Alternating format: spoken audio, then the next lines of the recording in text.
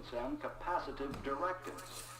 The original machine had a base plate of prefamulated amulite surmounted by a malleable logarithmic casing in such a way that the two spurving bearings were in a direct line with a panametric fan.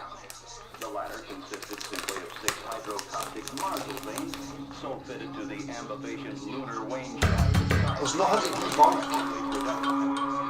It debunks itself. But they can't even offer the practicality and a definition of what it is they're actually claiming.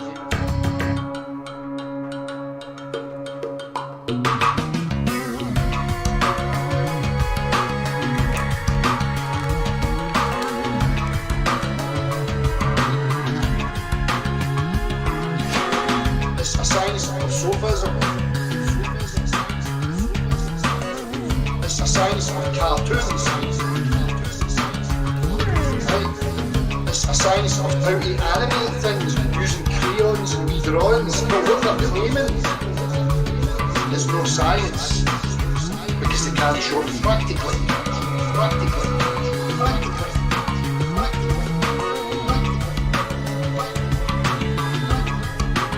There's no science.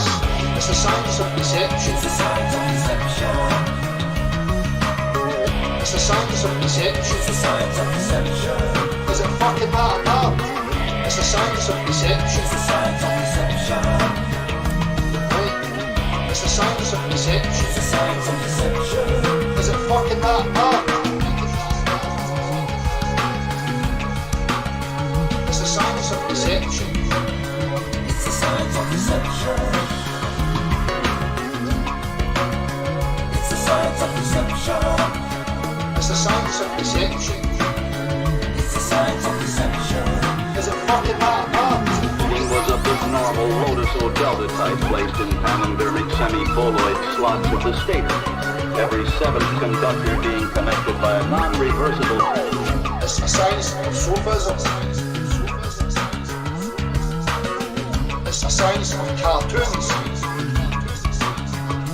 Right? It's a science of how to animate things using crayons and wee drawings, but what they're claiming is no science, because they can't show it practically.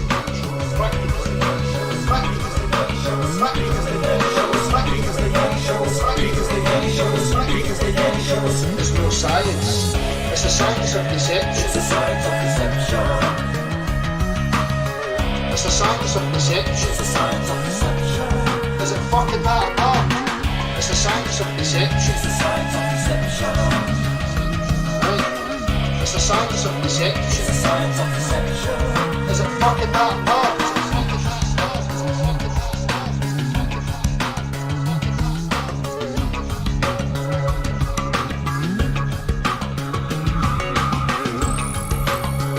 It may also be employed in conjunction with a drawn reciprocation ding alarm to reduce sinusoidal repleneration. Gravitoids. It's a science of deception. Gravitoids. It's a science of deception. Gravitoids. It's a science of deception. Gravitoids. It's a science of deception. Gravitoids. It's a science of deception. Gravitoids. It's a science of deception. It's the science of deception.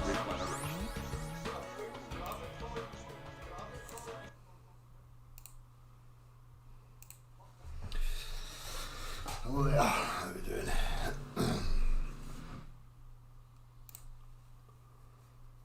Forgot how good that was, not heard it for ages. Props to Steve for putting that together, and also Teen Foilet Marshall for the video. So I always forget how good that was. Right, where am I here? Right. Oh, wrong fucking thing.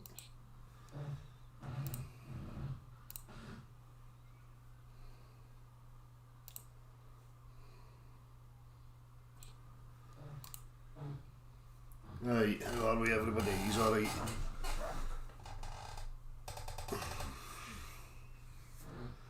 So, different bits and bobs. First and foremost, if you want to join me this evening, you need to send an email above. You get in to say. So one of the previous uploads, obviously I've done the testing of water, natural observation, predictions through the tests, and we all know, anybody that's honest knows how water behaves. So we get the usual type of comebacks of but you need to go high, you need to make it big, blah blah blah. This is where we start to see the aspects of pseudoscience creeping in and how people are defending things.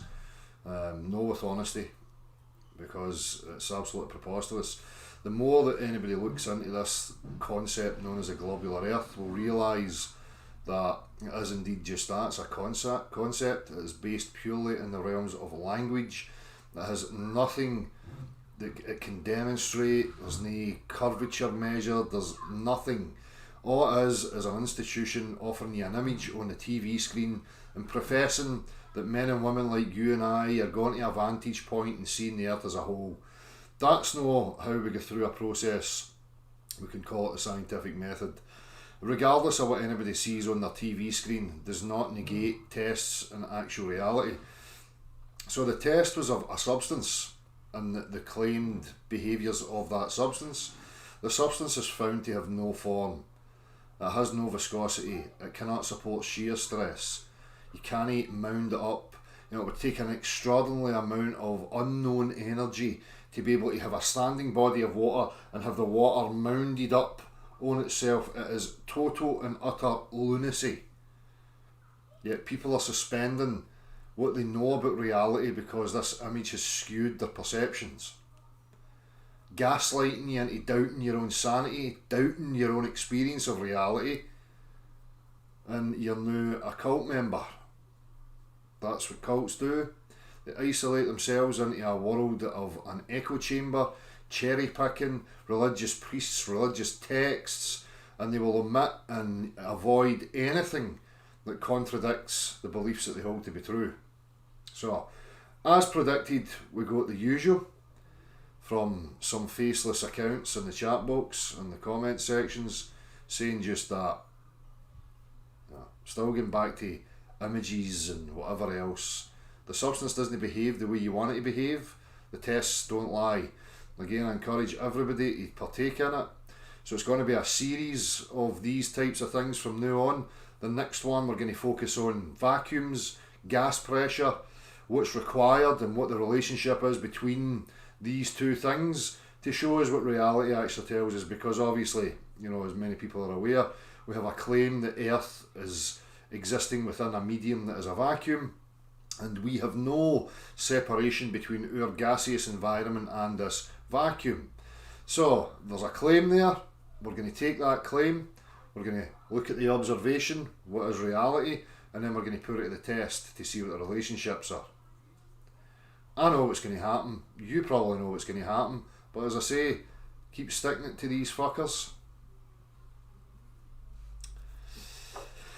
Before I move on, obviously today I was at I know I've titled it as protest. Many people were saying it wasn't a protest, it was a gathering.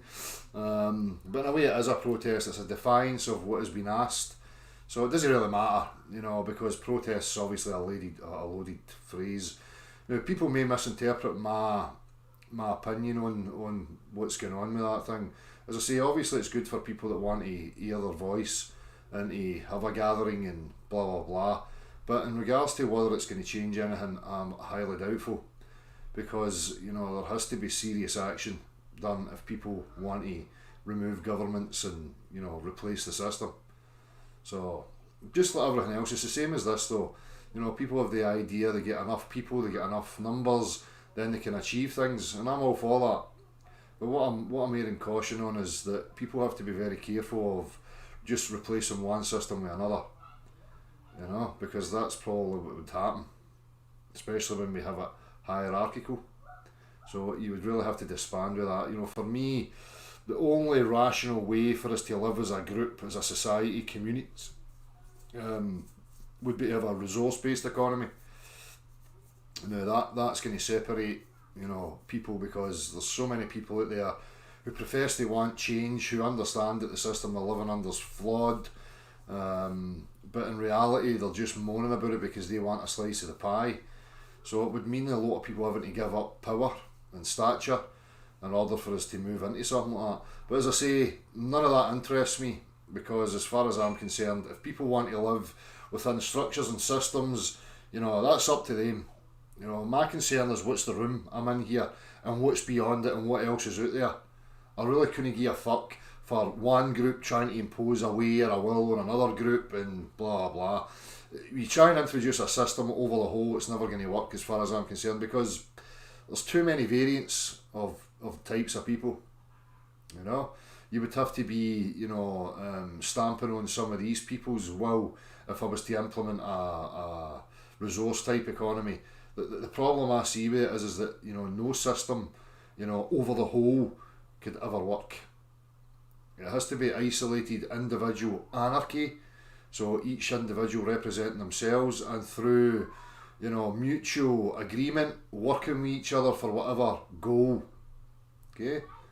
But that's where it should lie, purely in those realms. As soon as we start lobbying and putting representatives out there for us, and, you know, it's fucked. So, just so people don't misinterpret, as I said on the video, I'm a cynical bastard, and, you know, I understand what would be required in order to eradicate, you know, this system and these people, because it is rife. The corruption is rife in every facet, beyond what I think the majority of people could even imagine how corrupt this is, you know, because as I say, it's a system of self-service, it's a system of get what you can for you and fuck the rest. People can be compromised, people can be got at, you know, money's always an incentive. Okay, so I'm always sceptical of any of that. Anyhow, before I move on, how are we all doing in the chat box? West Coast Wisdom, I see you had messaged me there. I'll read it once I'm by with this.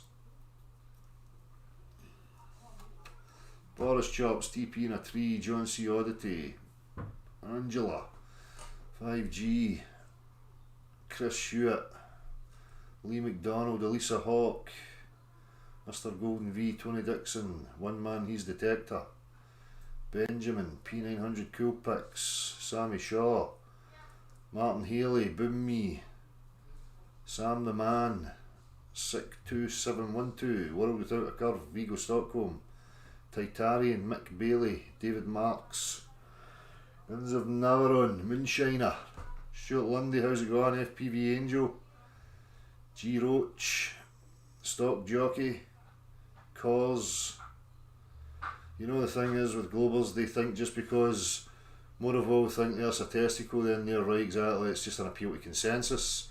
Again, I always take it for granted that people know the terminologies and these fallacies that they offer you up. The majority is red herring, you know. The Globe proponents will always offer you sophistry.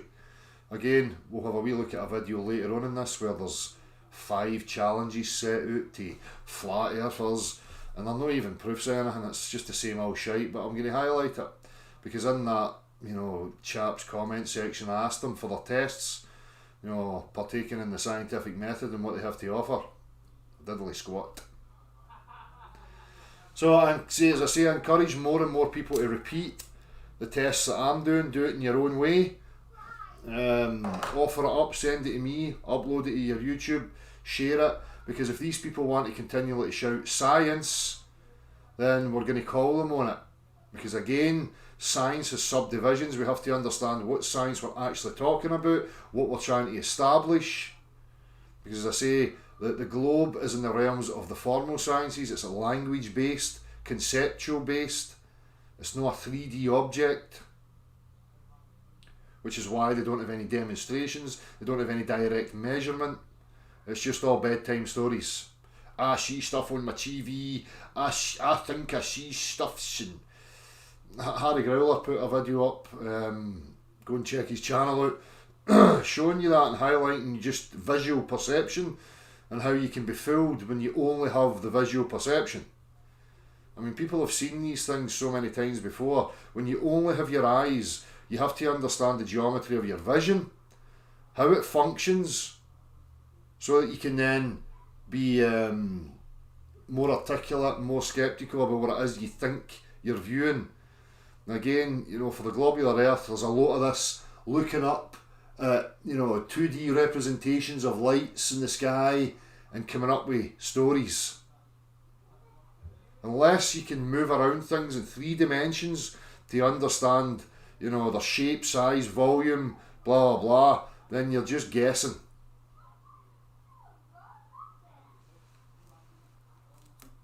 So,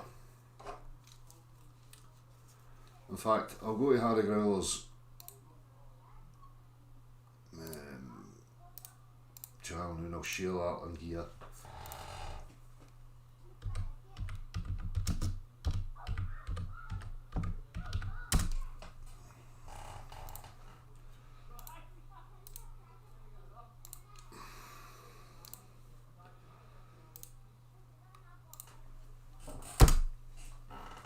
So what am I going to look at this evening?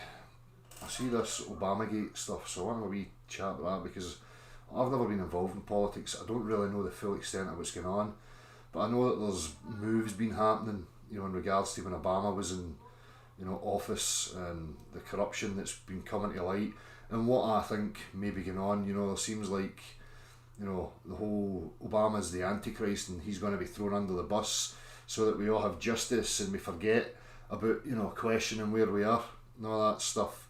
So I'm going to have a wee look at that, but first and foremost we're going to have a look at Space Force.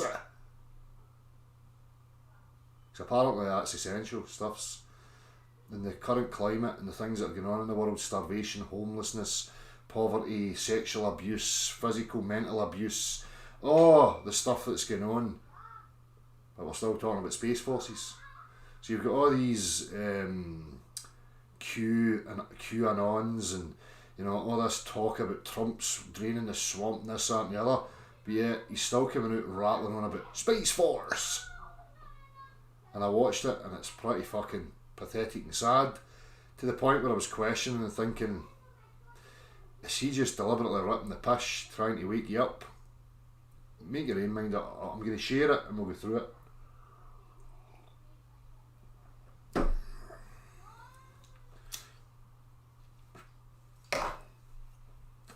I put a comment under it: Space Force, what, the imaginary reference frame of a vacuum? A vacuum adjacent to our pressurised gas environment with nothing separating them? Don't be so fucking ridiculous. Utter nonsense. We're all running about down here scared of the sniffles. You get fucking morons talking about Space Force. But one of the other things I'm going to highlight is this K.T. McFarland, and this guy Michael Flynn. Now I watched this and I was a wee bit astounded because she was saying that, you know, the Michael Flynn guy, they were trying to hijack him because he knows where the bodies are buried, but nobody seems to be highlighting this. So, you know, I thought, am I taking this out of context? Is it, you know, a kind of analogy of like skeletons in the closet? Or, but no, twice she says he knows where the bodies are buried. So I don't know why that's not been picked up on, but it stuck out to me like a fucking sore thumb. We'll have a wee look at it in a minute. Boris Johnson, rolling the marbles about. It's important that we must do this and we must do that and we. Creepy wee fucking weirdos, that lot. Right, this is what they play on. All this NLP subtlety of taking on a kind of essence or a persona and trying to deliver it like he's your stern father figure who has your best interests at heart and talks with marbles in his mouth.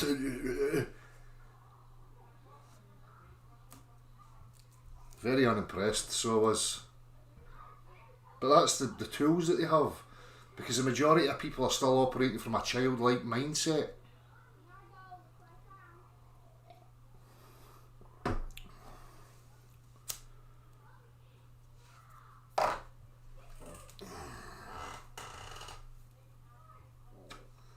How are we all doing? The Building Club nerds, aye. That's their wee lackeys. And, Flat Earth Femo sent me a wee link to the 77th Brigade. So it's very real. It's my direct experience of it being very real. As I say, over 5 years ago now, in places like Facebook, they created flat earth groups in order to bring people in, and then just shut them down and started attacking people left, right and centre. So they're very organised. The majority of them are ex-military or still in the military, but I say quite a lot of them looked as if they've, a bit of post-traumatic stress or other issues, drug addicts and whatever else, so they've been roped in to fulfil some of these tasks. They're not the sharpest tools in the box. They have an array of copy-paste paragraphs and things to respond to people with. So, when people are involved in these comment sections on Facebook, YouTube, they think they're having, discourse with some real person on the other side of an account, and it's just no. They're not even interested. They're probably sitting there picking their nose, just copy paste, not even looking at the screen, waiting for you to put a response, and then just, alright, copy paste, back to picking their nose and picking their ass, whatever they're up to. So don't waste your time. You can always tell, if there's honesty being displayed. Because if you communicate with somebody in an honest fashion and you can articulate through text or whatever what you're offering them, and they just come back with avoidance, you'll see a pattern. They'll never concede anything. They'll just automatically dismiss it and jump to something else. So they use a lot of fallacies. So don't, as I say, don't waste your time trying to get anywhere with them. So I just decide every now and again to useful idiots, use them to, show examples. Right, how we all doing? The original guy, Kristen Morrow, Selling Ellie and Sully, Boom Me. Good times for all. How you doing, mate? Right, anyhow, I'll come back because no doubt once my attention's away from the screen, all the wee morons that have been saving up sock accounts all week are ready to unleash them. Edgy and fucking dangerous. Unleashing a barrage of sock accounts on his own, no.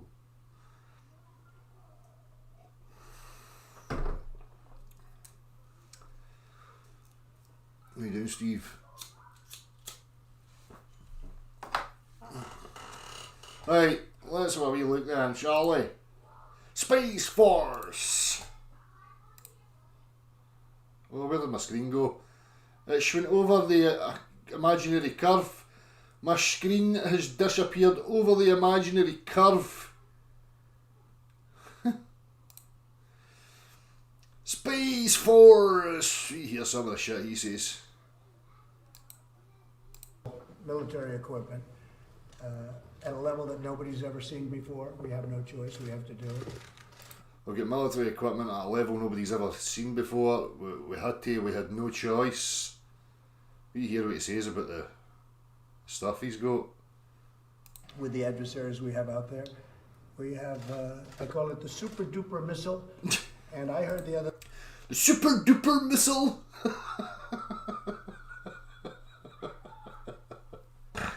Oh, for fuck's sake, it's a super duper missile!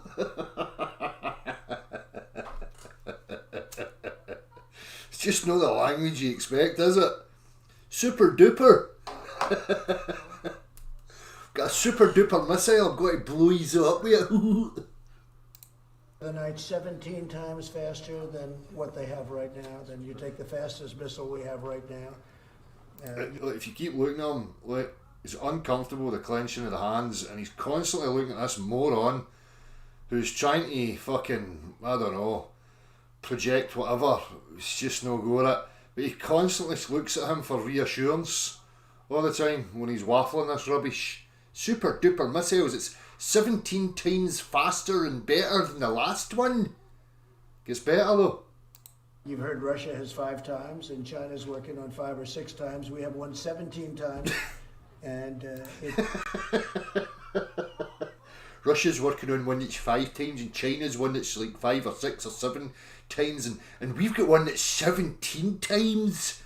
It's like fucking, It's like wee kids in the playground. You know what I mean? Trying to fucking impress each other so they can raise their stature or something. But my dad's car goes 17 times faster than your dad's car. It's just gotten the go-ahead. 17 times faster, if you can believe that, Joe. 17 times faster, if you could believe that. No, fucking well can he, Donald. Stop ripping the piss out of people, Donald. Right? What are you talking about? Well, that's something, right? 17 times faster than what we have right now. Fastest in the world by a factor of almost 3. So I just want to congratulate... You know, if it was 17 times fast, how's that a factor of 3 then? I don't get that. Maybe I don't understand that lingo. But if it's 17 times faster, that would make it 17 times. No 3. What are you talking about? Everybody. Look, reassurance, hanging on to himself, reassuring himself that he's okay, right, so that he can keep the posture and look direct and still assert this with some sort of authority. Although everybody, space is going to be it's going to be the future, both in terms of defense and offense and so many other things. And already, so it's going to be the future, offense and defense. So I started to think of the new rushing this through, because they're going to have to start pulling out the big fucking guns. Are we going to have contact next? Are we going to be told that there's a threat from outside next? Because, you know, if they're going to make a song and dance about it, they're going to have to start producing something and justifying it. From what I'm hearing and based on reports, we're now the leader in space, and that took place. Don't forget, we're having a meeting today. This is really to unfurl the flag, but we've been doing this now for quite a while. We see the flag. I have to say that from my standpoint, having a force, a space force in this case, but to be adding to the Joint Chiefs of Staff, which is it a space force, or is it just a warping and bending a space, Donald? Known about and read about and heard about all my life, just like General Milley, to be the head of the Joint Chiefs of Staff is something that's a very special thing. Well, to add another force into the Joint Chiefs, and we're getting a 4-star, in this case, we're getting a 4-star general on your board. So we're doing something right here. So we're doing something that is such a monumental task. So it's been more than 72 years. The Air Force, I believe, was the last one. And so we have Air Force, and not since the Air Force has anything like this happened. And now we have Space Force added on. Space Force. With America, fuck yeah! With full honors, I must add, with full honors. So today we're here for a very important, it's really an important occasion because we're unfurling the flag, and with us is Chief Master Sergeant Roger Toberman, and he is, I'd like you to say exactly, because his rank is a very special rank. Tell us about that rank. Yes, sir. I'm the Senior Enlisted Advisor for the United States Space Force. The highest sergeant by far, right? Yes, sir. There's And no- at the moment, the only one, so I give counsel to the Secretary It's the only one. and to the Chief. This rank is custom designed. Wow, that's beautiful. Wow, that's it. And he's the Oh, look at the sunbush, beautiful. That makes it real. They've went to all that effort to put a wee badge on him, that makes it real. And he's the only one, he's a special. Space Force and all that, fucking out in the final frontiers of space and all that, you've only got one general. only airman that wears that rank, and will be the only airman that wears that rank. He's the senior enlisted. That's He's the fantastic. only one that's going to wear that. I heard tremendous things about you, Roger. It's a very important position. Thank you. You're with all these generals, but you know what? He's an important guy, right? So why don't we go ahead and do it? Let's do it. Yes, please. Thank you. Right, before I get to that, right, before I get to that, hang on, because I need to show you something.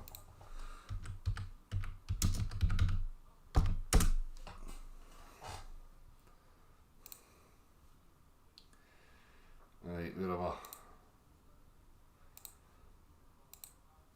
Star Trek. Note. Right, Star Trek. Science fiction TV programs.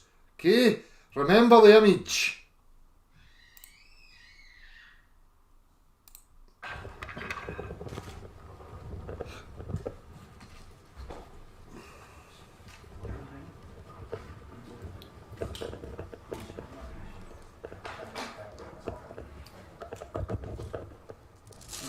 Look at them all faffing about. Fucking pathetic roasters, a lot of them.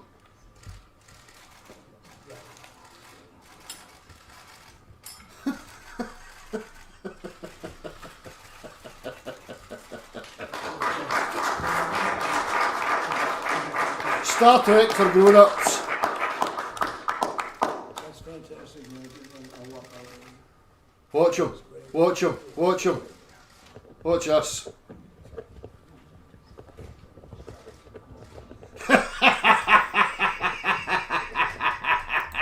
Yeah, fucking big balloon. This stadium.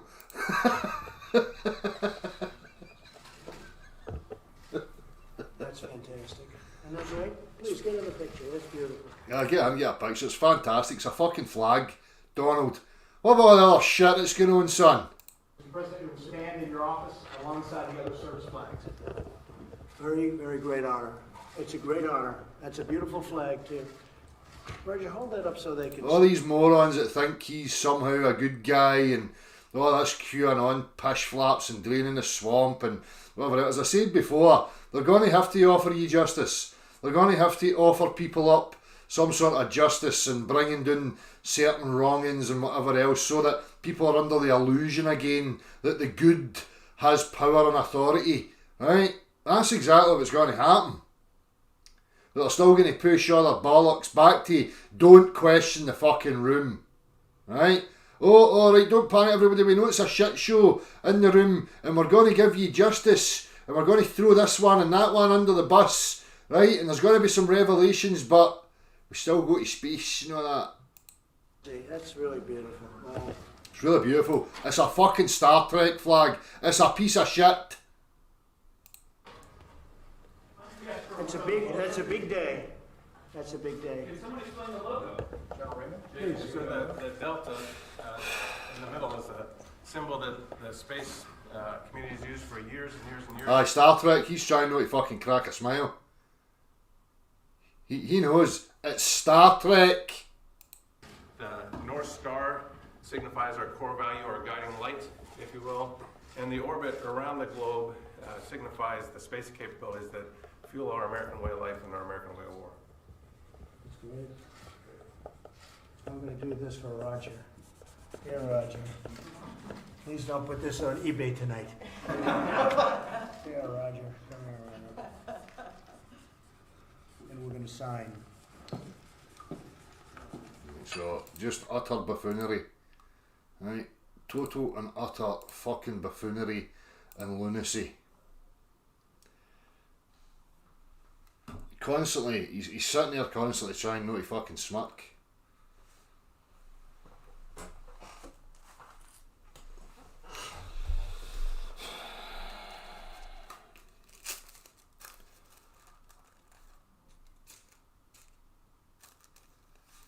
Exactly. It's got nothing to do with your real life. It's got fuck all to do with anything. It doesn't benefit anybody. And that's another thing, you hear all these Globe zealots rattling on about. If it wasn't for the Globe, we would give... The Globe never invented any tech. The Globe's no done anything for anybody. It's just robbed people of their foundations. Usurped all sorts of fucking resources that could have went to much better things. But they've used it to fucking control your mind. Right? To keep you static, thinking that you're on a wee fucking space rock and that there's no way off of it, so that you don't ever think to question and maybe go a wee wander to see what else is there. But there's something there. As I've said before, regardless of what it is, you know, we could postulate that there's other lands, there's other areas, better areas. We could postulate that, you know, there's a boundary that we can't penetrate. There may be a boundary, but beyond it, there's things that can threaten you. There's different life forms. There's, you know, any possibility. One thing's for sure, they just don't want you ever gone there.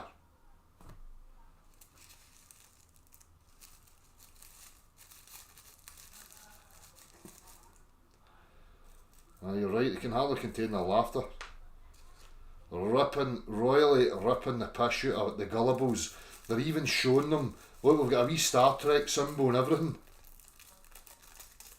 That's because all these fucking basement dwellers, mummy's basement dwellers that were abandoned and grew up fucking watching fucking Star Trek as their comfort, have got a deep emotional and psychological attachment to all that shite, and we're talking generations of people here, not just a few, masses, generations of people who are enamoured emotionally and psychologically with sci-fi shit that they grew up watching on the telly. And then you get these creepy weirdos unravelling flags with fucking Star Trek symbols on them, so that they go, "Whoa!" You know, it's like a brand that they're helpless to.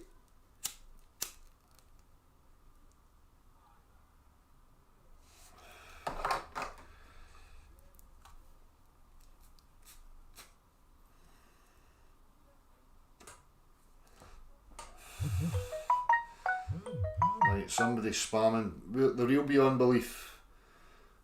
You need to put a comment in so I can make sure that isn't you. Exactly, Lisa.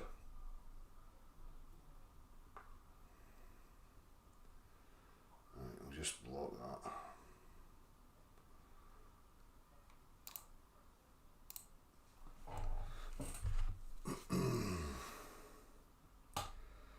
So as I say, I'm going to show.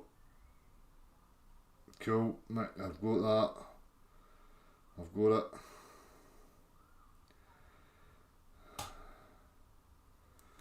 So we'll be looking at this next one, and then we'll go to the other video I was telling you about with the challenge. You know, because apparently people like us will never get near these 5 challenges. Although I've obliterated them a million times, but you know. Right.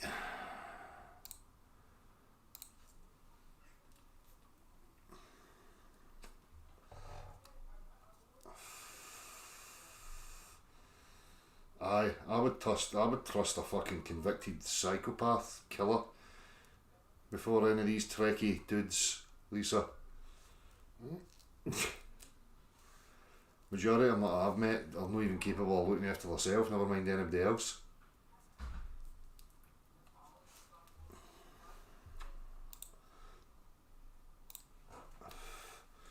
If you want us to believe the Earth's a globe and accept the Earth's a globe, start bringing some real science then. You don't have any wee shame.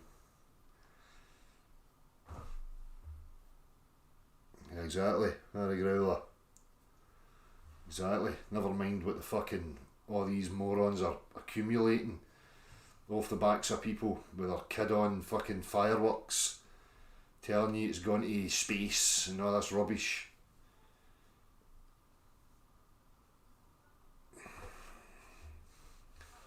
Right, so the next thing was this. Again, for anybody that's not up to speed with it, I'm the same. So I've been catching what's going on. Obviously, you know, there's investigations into Obama and, you know, CIA, the FBI in regards to tapping and, you know, phones or dabbling with, you know, votes or whatever the fuck it was that was going on. So they're calling for, you know, some of them to be hung. So apparently this guy Flynn, Michael Flynn, you know, they're playing out this whole good cop, bad cop shit. So the bad cabal have been trying to silence this Flynn guy, and this female here says why. So. And what you've seen so far is an incredible. Well, you're a great guest to have here because now we are doing the Saturday morning digest of the big news of the week. Of course, the DOJ dropping the case against Michael Flynn, and you've weighed in before, but my question to you to start us off is, so now, today, Andy McCabe says there was always a motivation to go after Michael Flynn. It predated Trump's candidacy. It was his threat to national security. But what do you think McCabe and the entire group's motivation was?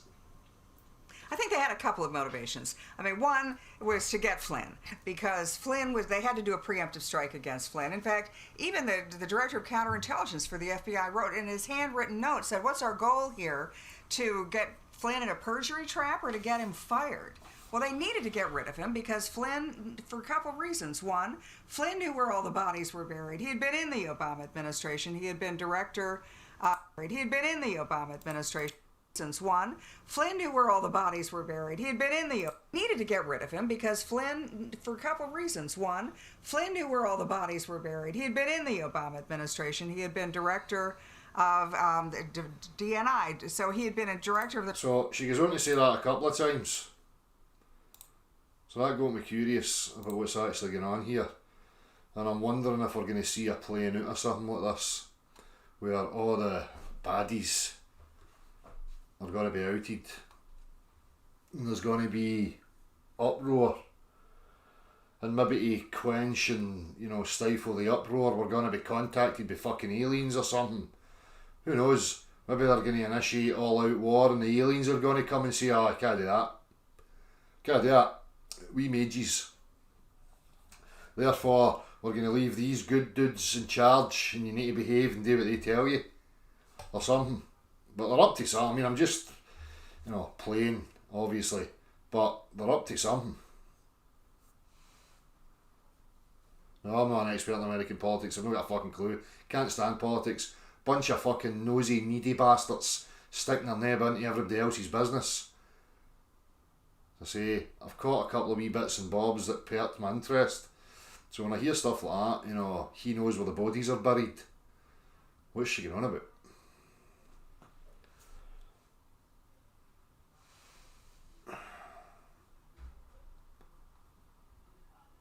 Yeah, that's it, Daniel Pratt. That's what I think's happening.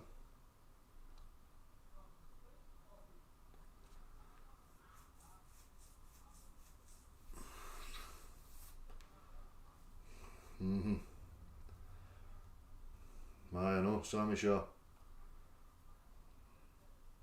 It's always a sign for me that there's a needy, controlling bastard trying to assert his fucking dominance over somebody else. That's the question I'm asking, one man. He's a detector. What bodies? Whose?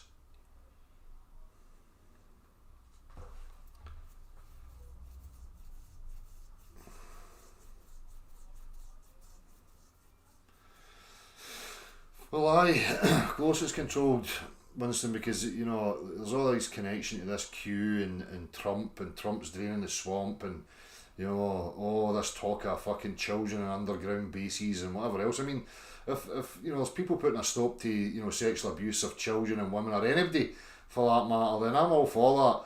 But, you know, I just don't get when people jump on these bandwagons of thinking that it's, you know, the new golden age and all that, and it's going to be all love and fluffy duff. And you've still got that walloper rattling on about fucking Space Force and fucking unravelling Star Trek flags.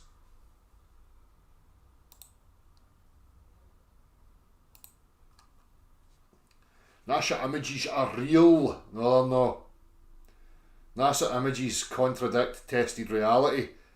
You don't throw out testable reality for an image. I take it you're a Star Trek fan.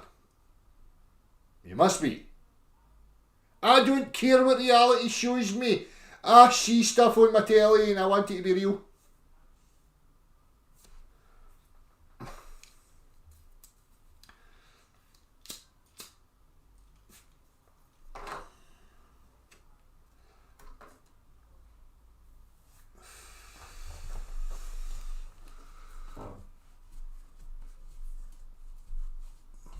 Exactly, beyond belief. This is part of it. In the politics, mixing social sciences with natural sciences, making all sorts of outlandish claims, just like the globe. You know, they're all one and the same. They all, engage in the art of sophistry. So they're all versed and trained in sophistry. You know, how to say stuff without actually saying anything, and, you know, twisting stuff and avoiding. That's one of the traits you require to become a politician. You need to be good at lying.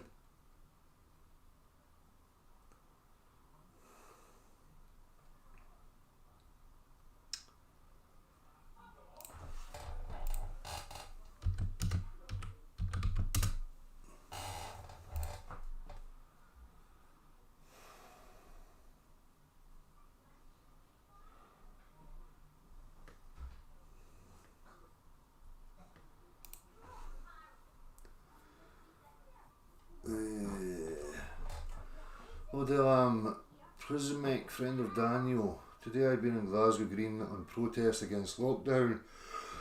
I seen you there. I have 2 videos on Google Drive, one Glasgow Green, second Reflection. I will give access to these movies so you can download and use on your channel. I think a movie called Reflection can be useful on your channel, but you decide what to do. If you can, of course, because that what I saw today in Glasgow Green is very sad. Exactly, mate. Cheers for that, mate. I don't know how to pronounce your name, but Prusamek. Cheers for that, bud. I'll check them out later.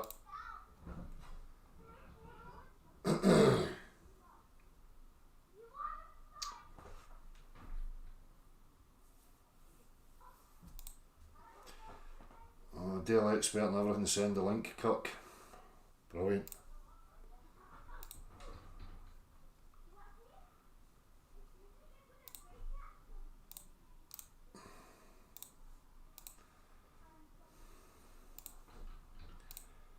I'm about to get spanked apparently off a faceless potato. There you go, faceless potato. I'm waiting for my spanking.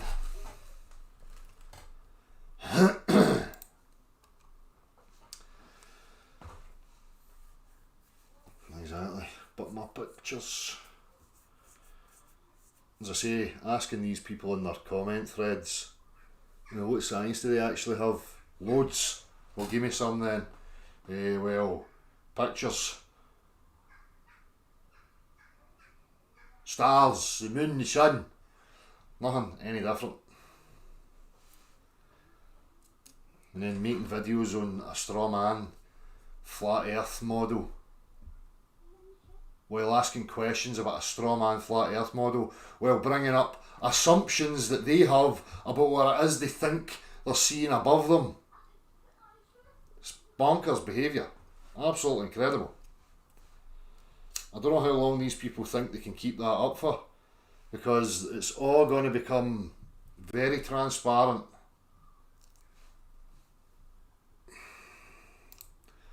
Well, you better go and watch Star Trek then, because we're not interested in you.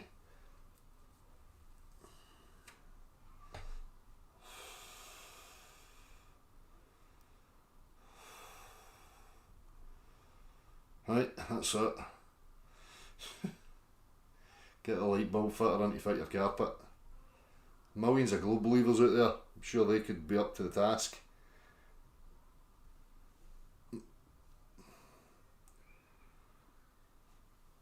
Where are you? Where is this creepy weirdo that was coming in to spank me? I'm going to give you another minute to get in here.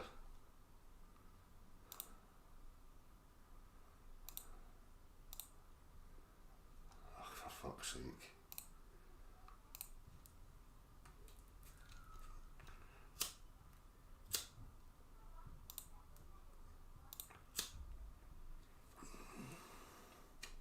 One man, he's detected. That's a dangerous game you were playing there. I nearly hit that button.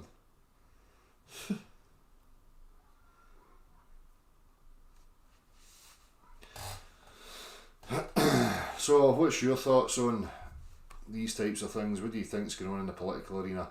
What do you think they're aiming towards? Anybody in the UK, Scotland in particular, there's a military plane that's circling here continually just now. And I typed it in to see if other reports were there, and basically it's coming back talking about practice or some pish, some empty nonsense. For one, you know, practice manoeuvres and all this, you don't practice above populated areas. That's not how it goes down. So whatever this plane is up to, it's mapping or testing airports for takeoff and landing, you know, approach and whatever else. I don't know what it's up to. But it's constant over the last 2 weeks. I've seen it just about every single day. You know, you see it doing circles and it comes back in as if it's going to land and then it'll take off again. You know, you can track it going up and down the UK, going to all different airports. So they're up to something.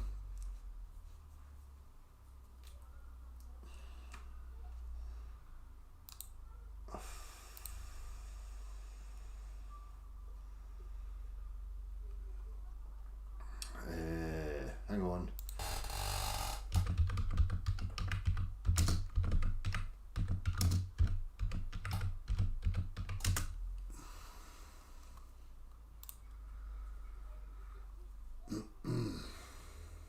see here.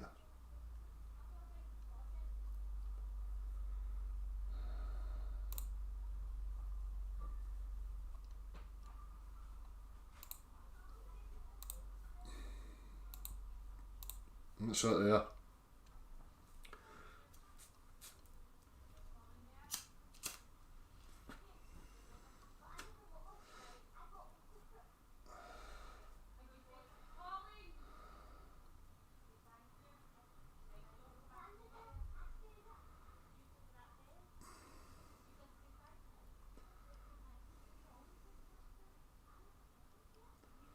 These are necessary routine flights. Necessary routine flights. What? No specifics. No specifics at all.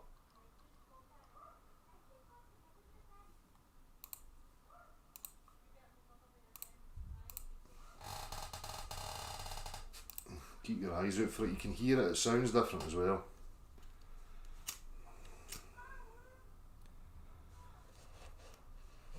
Yep. Keep your peepers open.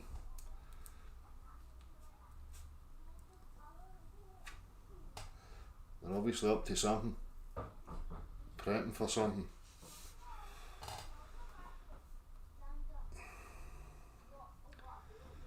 There might be. What's the danger just going running around in circles though? Flat Earth banner.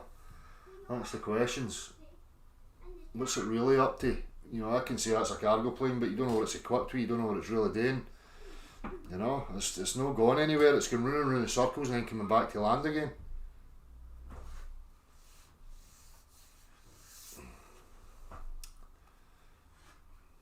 Right, where was I? Because obviously this time to get spanked guy is not appearing. Must have shat himself. Wasn't he wearing a big enough nappy? Yeah. Shat it!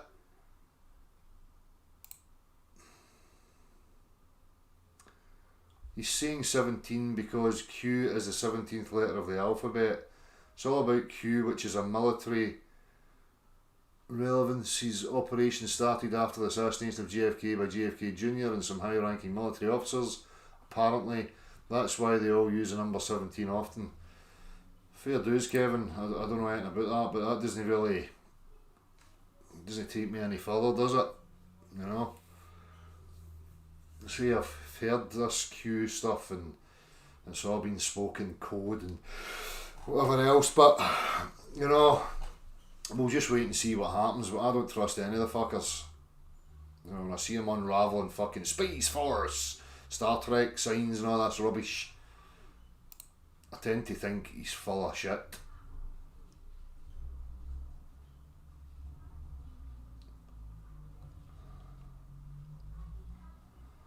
Dear Dell, what? Talk to me about eclipses. I spoke to you about this rubbish Neuron 7 years ago. You had a pic of a Jigsaw 11. Such a shame you're so far down the hole you ain't coming back. What happens is mostly people who have failed in life pick on tidbits of information. Here we go, we've got a big saviour.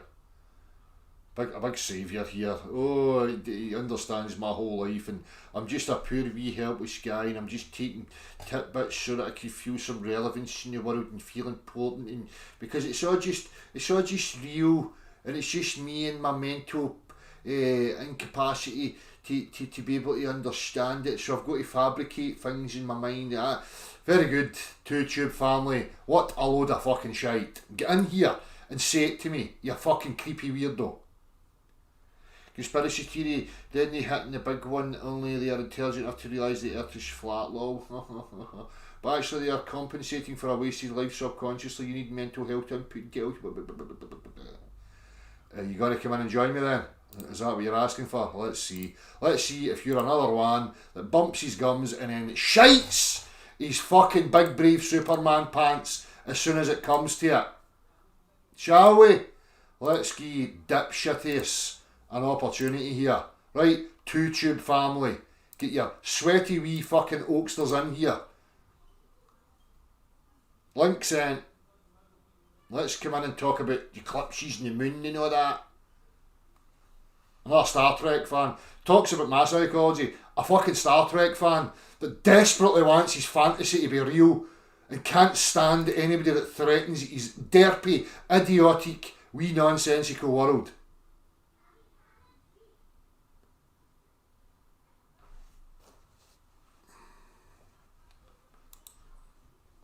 Don, I'm just sending you a wee email to invite. Oh. Yeah, I better not read that out. Don, hold on. On the 20th. I don't know if you want to come along. We are. I'll be up for that. Definitely.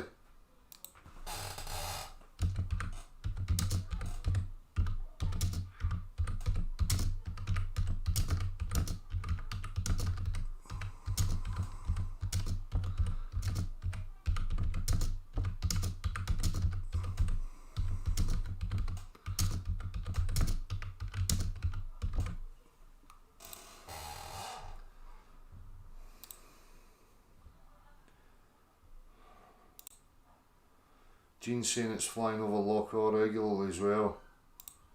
Nice one, Gene. Daniel, watching from Arizona. Keep up the good fight. Nice one, Daniel. Kevin, another thing, General Flynn has a guy called Anthony Weiner's laptop, which apparently contains video evidence of Hillary Clinton and his wife, Huma Abedin, murdering 2 young girls on separate occasions. And I've heard this as well. I've heard about this. Many other incriminating filed. The NYPD officers that opened the laptop and found the files had to be sick. 12 people watched the videos, 9 of them are dead now. I heard about this. I was saying, till it's there. Innes McCulloch, Ersh not flat bite me. Well done, brave man Innes. Would you like to come in and offer us some science? Or are you just another wee scared Trekkie? Terrified and petrified that your wee delusion is crumbling. That's just fucking tough. That's what you get for being a gullible waste of fucking space. Right? The TV is no reality. It's no my fault your mummy and daddy abandoned you and left you sitting in front of a fucking TV screen. Why are you upset with people like me? We're willing to talk to you. Help you through your mental desperation. Right? But don't keep lashing out. It's not your fault.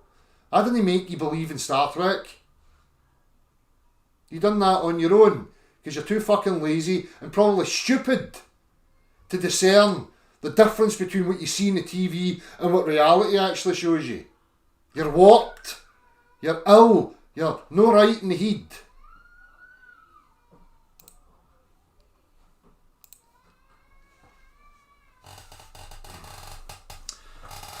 So that's 3 so far. We've had big threats. I'm getting my ass spanked. I'm this, I'm that and the other. And there's none of them coming in.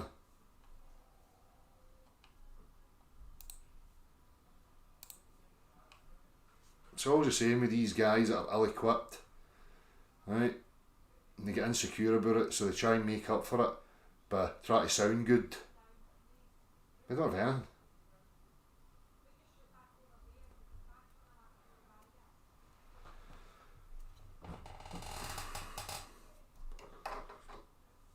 Oh, that's it, Shane Conning. Apparently it's essential. It's essential for a couple of dipshits to unravel a flag with Star Trek on it. Start telling you all that, you know, we've got a new fucking general in town. General Space Force Commander.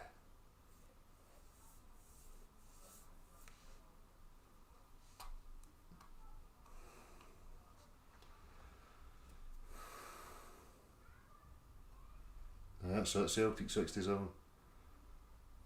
They don't have the hazelnuts to come in, they never will have. And if they do come in, they've got nothing to offer. And that's what they know.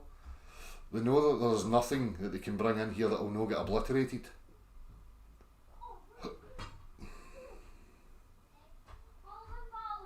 Xander! Come here!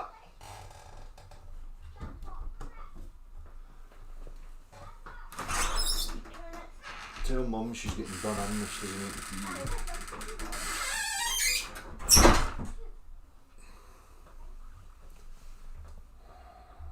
Shut that door, I don't need that. So right, let me see some of the responses I was getting when I asked some of these people. So on this, video, no flat earther would dare to watch this video. Grandiose claims. So I asked, to be fair, are there any tests using the scientific method that you have supporting a globe? Would love to go through them if you have any, but you know you don't. It's all just language and wishful thinking. Now, anyone who is honest would admit they have nothing using the scientific method, and they would have serious doubt about what they believe in. No you though, eh Snake? This is me talking to them. The response: there are 5 things in this video using "this isn't possible if the earth was flat" method. It's called using that space between your ears, the brain. So this is an admission that it doesn't have anything using the scientific method. It just has the same old sophistry, where he makes assumptions about what he thinks he knows, and then tries to attach a straw man, cartoon, flat earth, mapping model to somebody like me, while he attaches his presuppositions and assumptions to it, and then comes up with it's like 2 and 2 equals 5.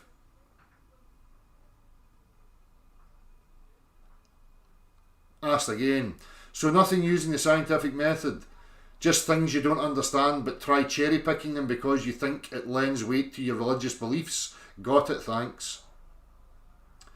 Then I told him I'm going to start using them, the whole lot of them. This dude, Simon, Plamf, conspiracy fucktard, the whole lot. They are the poster children of pseudoscience. And they deserve to be known as such, because they've got nothing.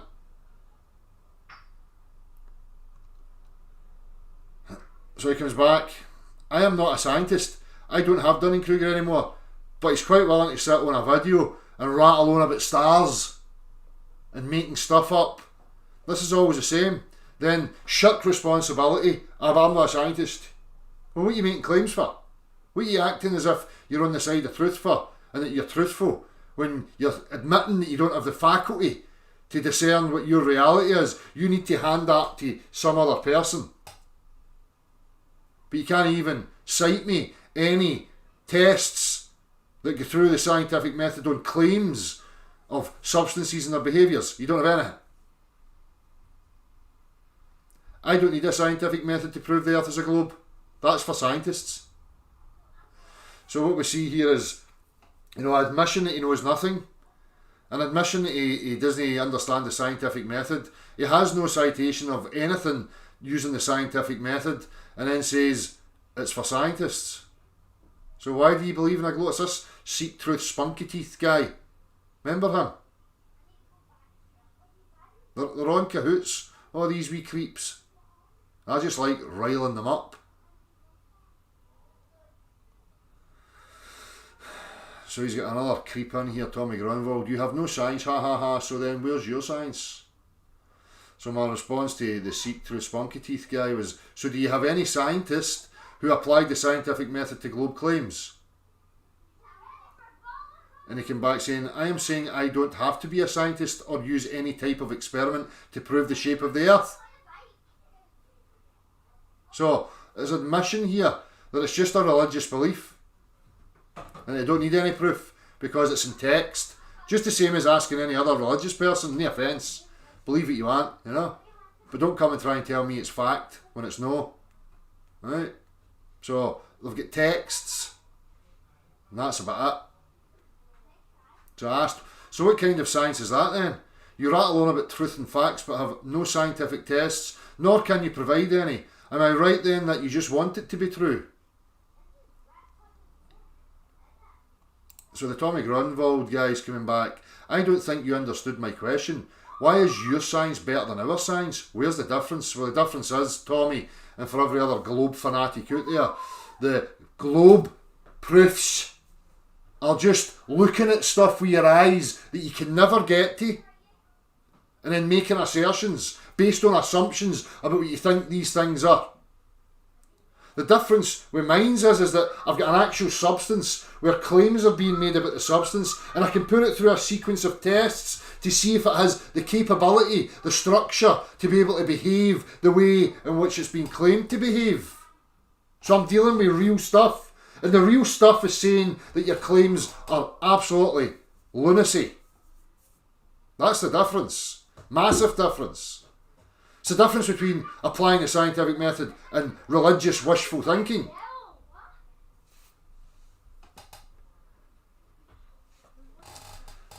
Spunky Teeth's back. I know my reality's true. You think yours is. That's the difference.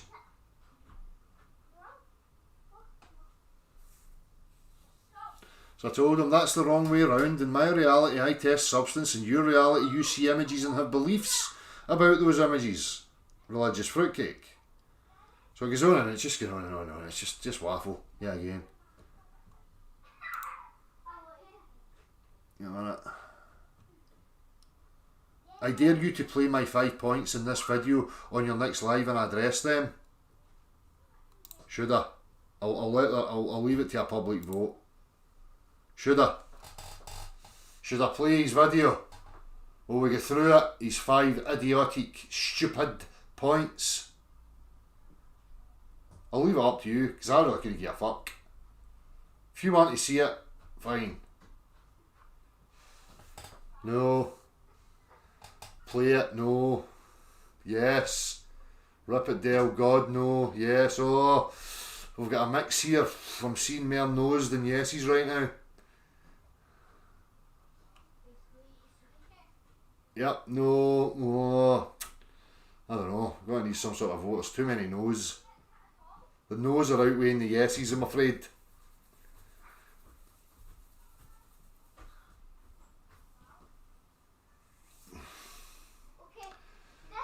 No, boring. Oh, yes. Play it, you big tease. Let me see if I've got any requests. If there's no requests in yet. I've got in this. To clarify, I'm neither a globehead or a flatty. I am open to both, but I believe you have a good understanding of this topic, but many will refuse to listen to you because you keep insulting people's intelligence. Well, Anis, if they're going to keep coming at me trying to insult my intelligence with fucking nonsense about images on their TV and twinkly lights in the sky, that's an insult to my intelligence, I'm afraid. And it's been over 5 years of the same jobby. So I'm afraid my fuse is like... not even that.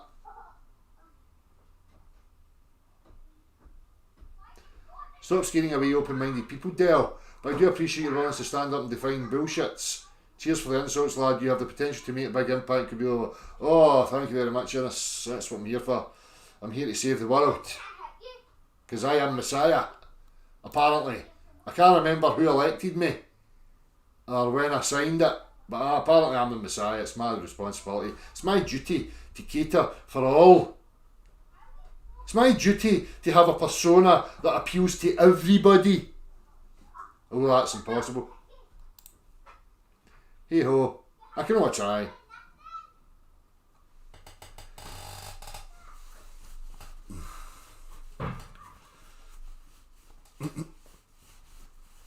To shut up. I have to shut up and have to play this dipshit's fucking video. Right, let's see here.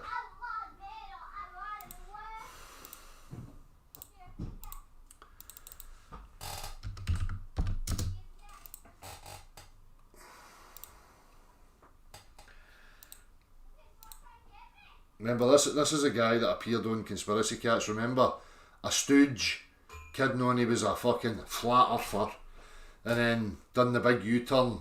But through the U-turn, said that he doesn't have a clue, doesn't understand anything. But all of a sudden, he's a globe expert now, and we're about to witness his globular expertise.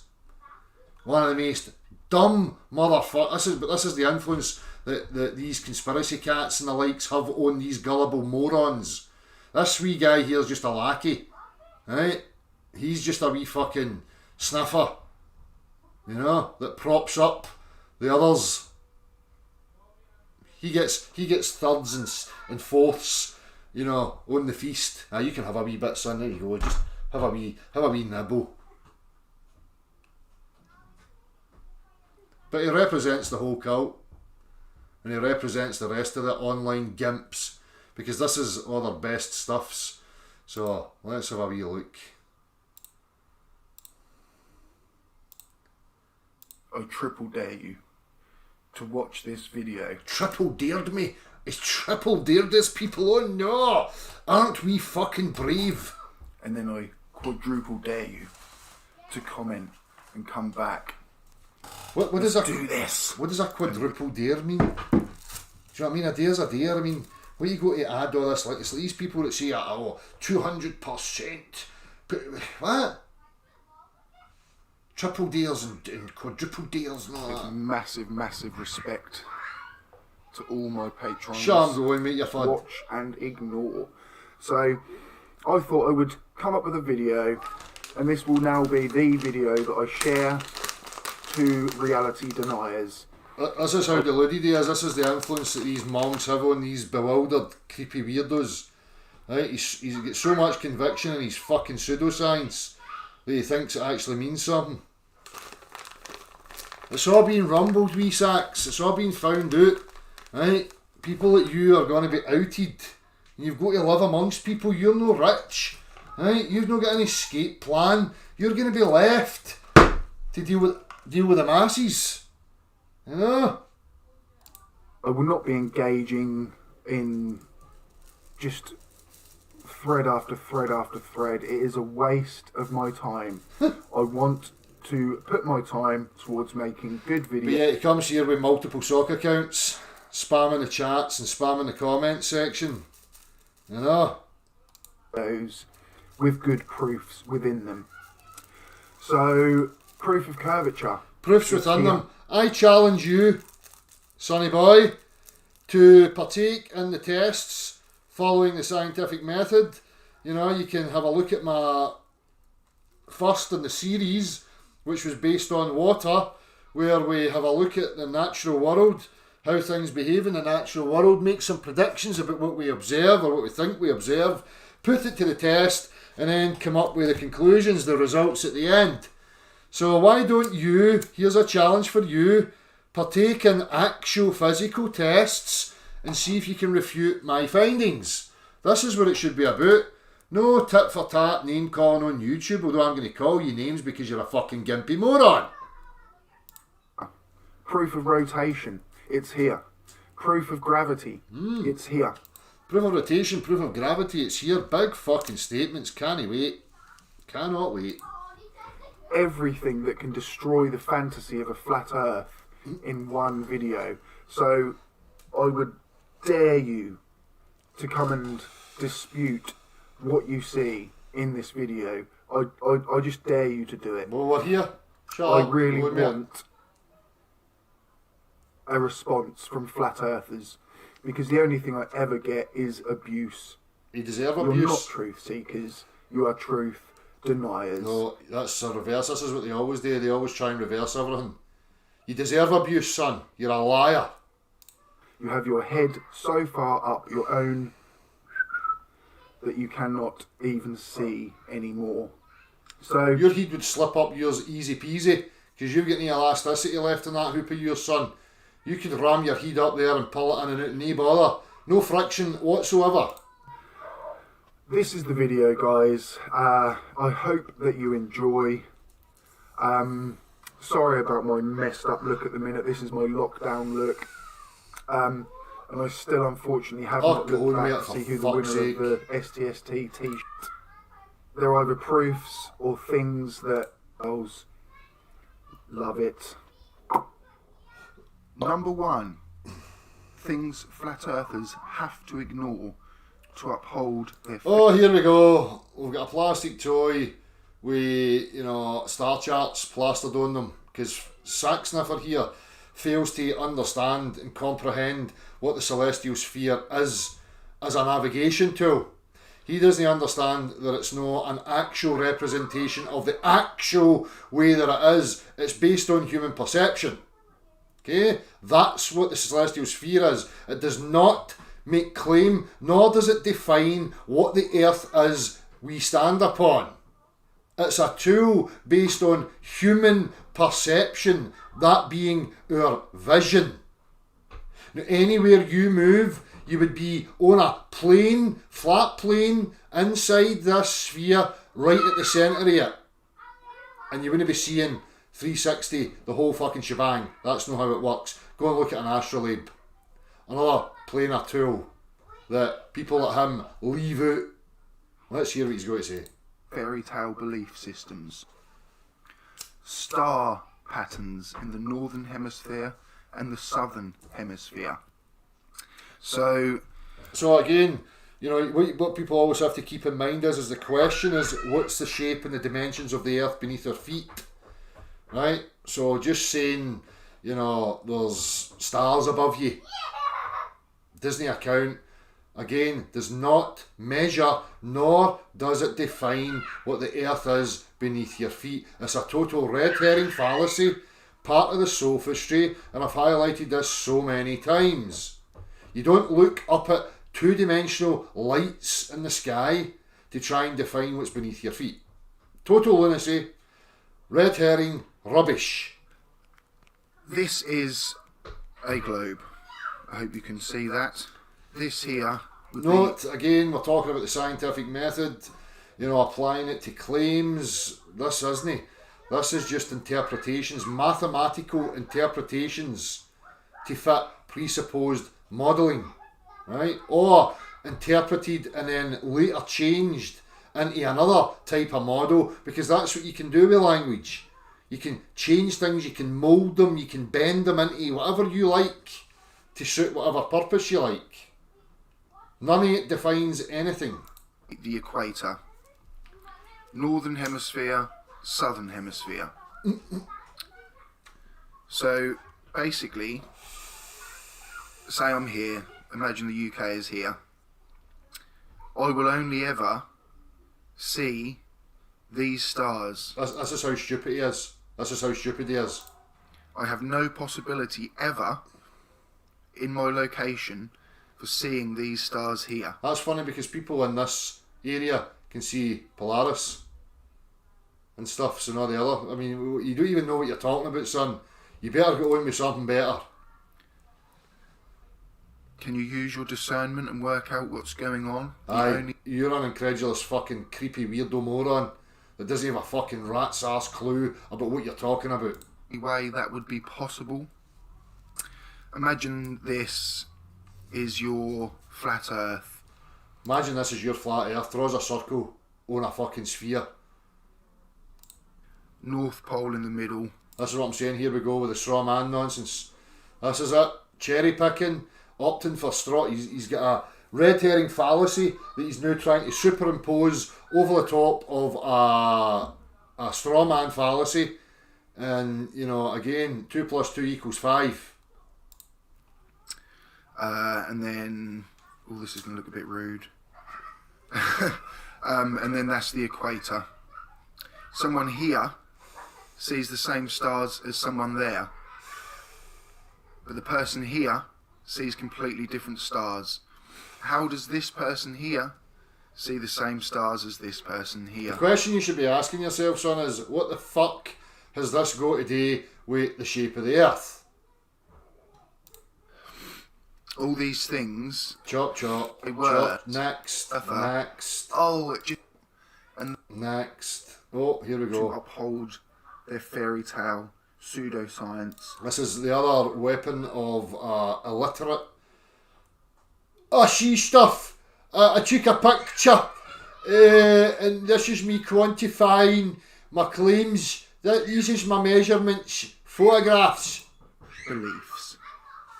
This here is the Bonneville Salt Flats, often bandied around by the high priests of flat earth. That's really sad and pathetic. Honestly, I'm losing the will to live. I feel sorry for this boy at a certain level because he's totally fucking useless and just getting set up for a great big fall. Oh, salt flats, flat earth. Do you honestly think if people were trying to hide the shape of the planet from being flat, that they would start using the word flat anywhere? Flat means there's no mountains. Smooth. That's right. Usually the idiotic globetards come and say, oh, it's no flat because it's mountains. As if they really think that that's what people are claiming, that there's no undulations to the topography. The Earth's level, demonstrably level, right? No deviation in elevation from a given point to any other point if we're talking about water as the measure of level. But aye, there's mountains, there's low points, but this is another thing that they fail to understand. You know, whether they want to invoke Newtonian or Einsteinian, usually they're talking Newtonian because that's the bollocks that gets bandied about. They'll say mass attracts mass, it's a greater mass, it's got more gravity. While at the same time they're standing watching water running off the more mass into a region where there's less mass. In this little bit here, these are salt flats. This would have been the bottom of a large lake at some point. So this is both confirmation that again, this was a large lake at some point because the gravity in the mountains wasn't hold strong enough because the area of less mass overcame the area of more mass so that the water could go to it or something. Reasons. Curvature of Earth, which we can see here. You can see curvature of Earth in a picture at that altitude. Right, next, embarrassing. Seriously embarrassing. Water also. On to the next. Number 3. What did I say about water there? Sorry. The water would have followed that curve perfectly, being pulled down. There we go. There's a statement. The water would have followed that curve perfectly, being pulled down. So first and foremost, he needs to demonstrate a pulling force. Secondly, he has to demonstrate by way of the scientific method where he's getting this imagination that he thinks that water has the capability to be curving over anything and displaying the curve upon the surface. What a complete and utter reality denying idiot. To the centre of gravity, centre of mass, proof of curved water also. Goats, word salad, religious drivel coming out your mouth so far, son. You're full of so many assumptions that you don't have anything. You can't tell one assumption from the other. Number 3.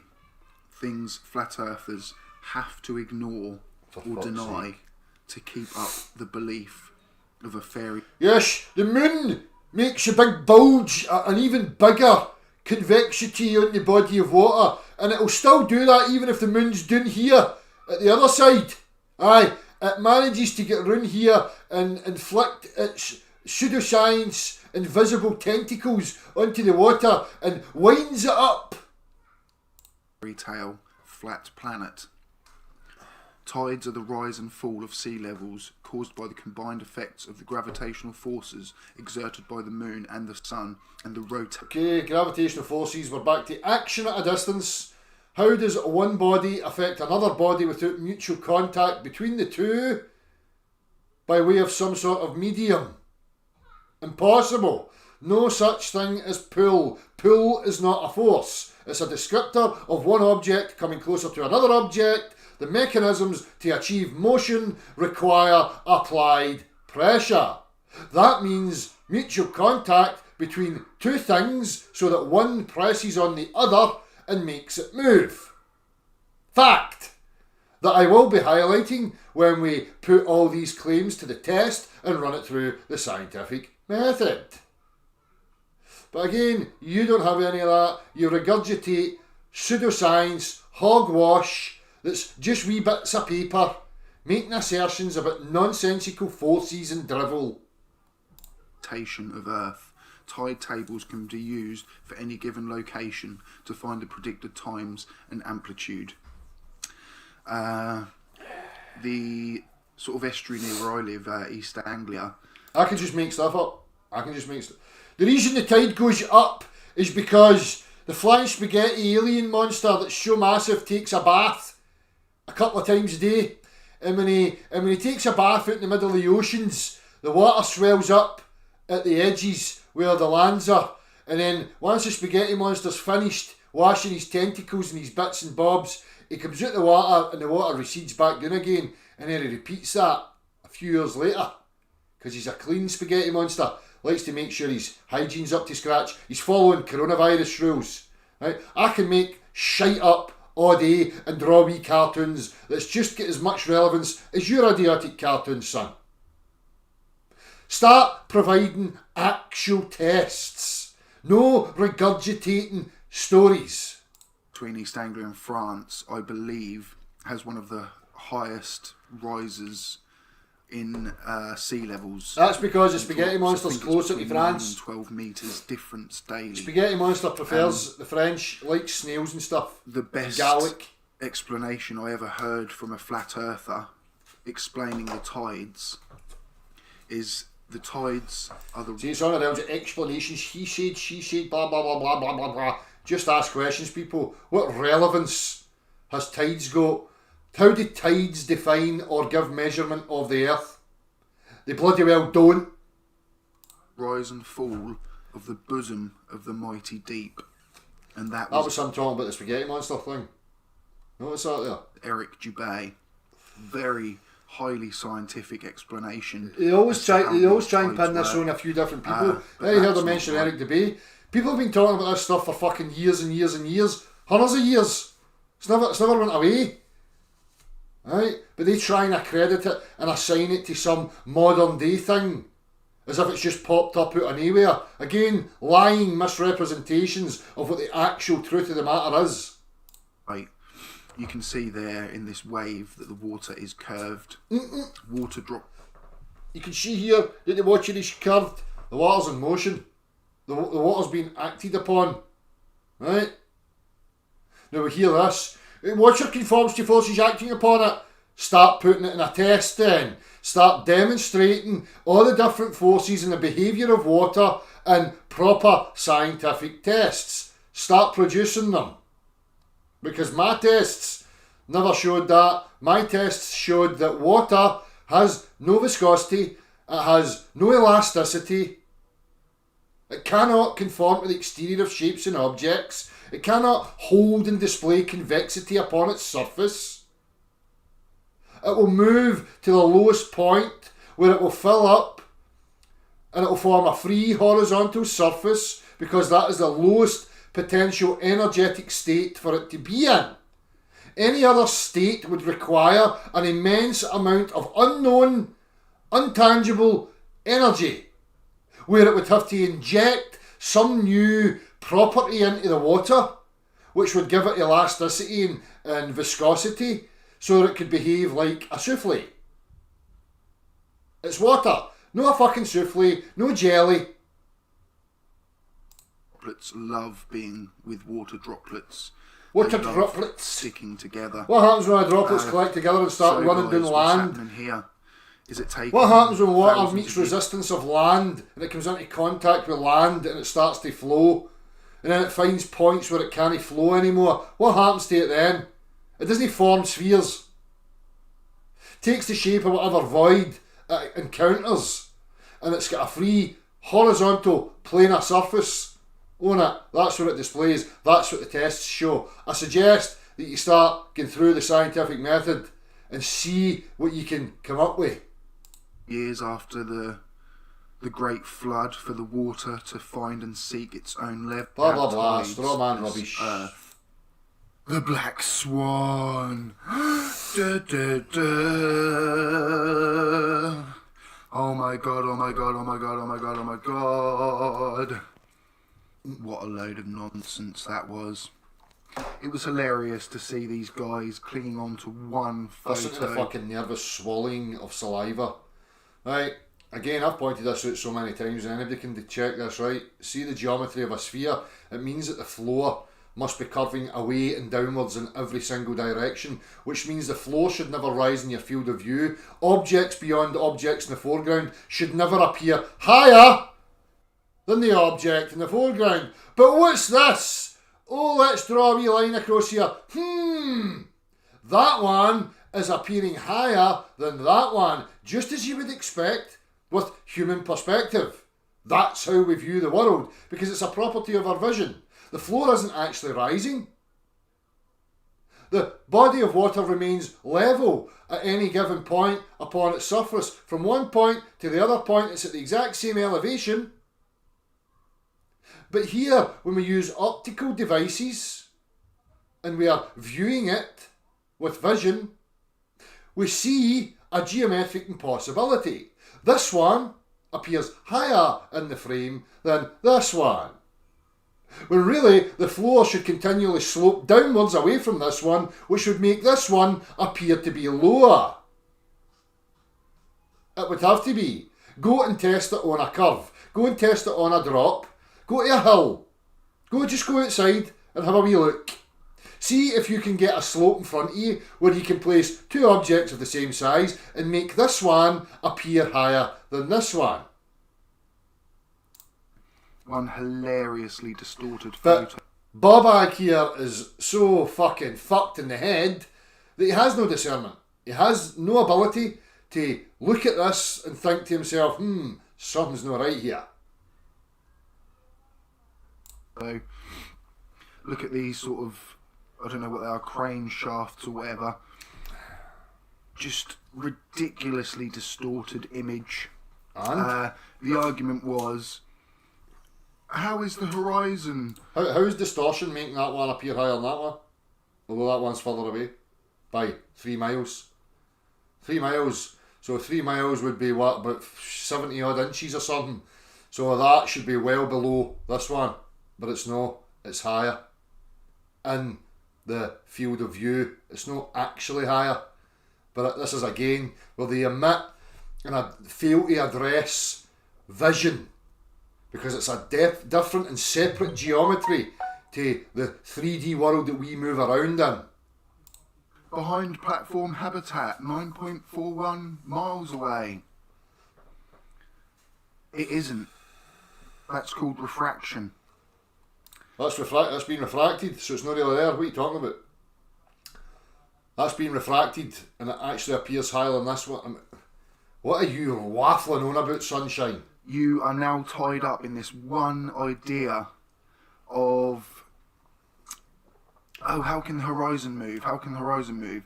When you take photos of the horizon moving. That's right, because defined on a sphere Earth, it's the curve of the Earth, it's a solid thing, so it can't morph.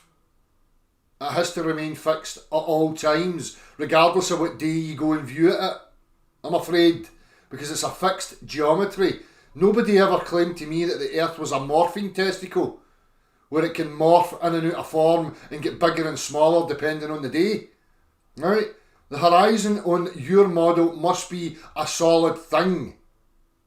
The ground curving away and things curving away out of view. Quite considerably. You could take one photo and the horizon's 3 miles away. The next, the horizon is 12 miles away. That's right, because in reality it's not a fucking fixed object. It's a property of vision, which again, you globe believers never ever address. You're challenged to get through the scientific method. You are challenged to address human vision and what's actually going on. What is the function of the eye? How do we perceive the world? How are you accounting for it in your assumptions and your religious text? Answer, you don't. Refraction. Oh, I just say refraction. Refraction. He likes that word. He thinks it makes him sound intelligent because he's heard it being bandied about. Well, he doesn't even fucking understand what the word means. That's what it is, guys. Mr. Okie Dokie Pokely Wokley. Mr. Sleepy Weepy Peepy Deepy.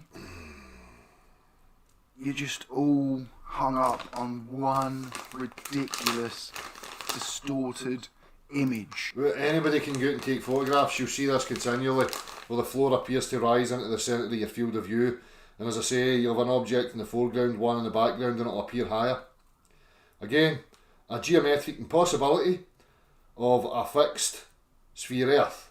So he is too stupid to realise what he's actually showing here and how he's debunking his own utter ridiculous nonsensical worldview. Again, this boy deserves some sort of fucking medal for stupidity. if the Earth was flat, the horizon would always be behind platform habitat.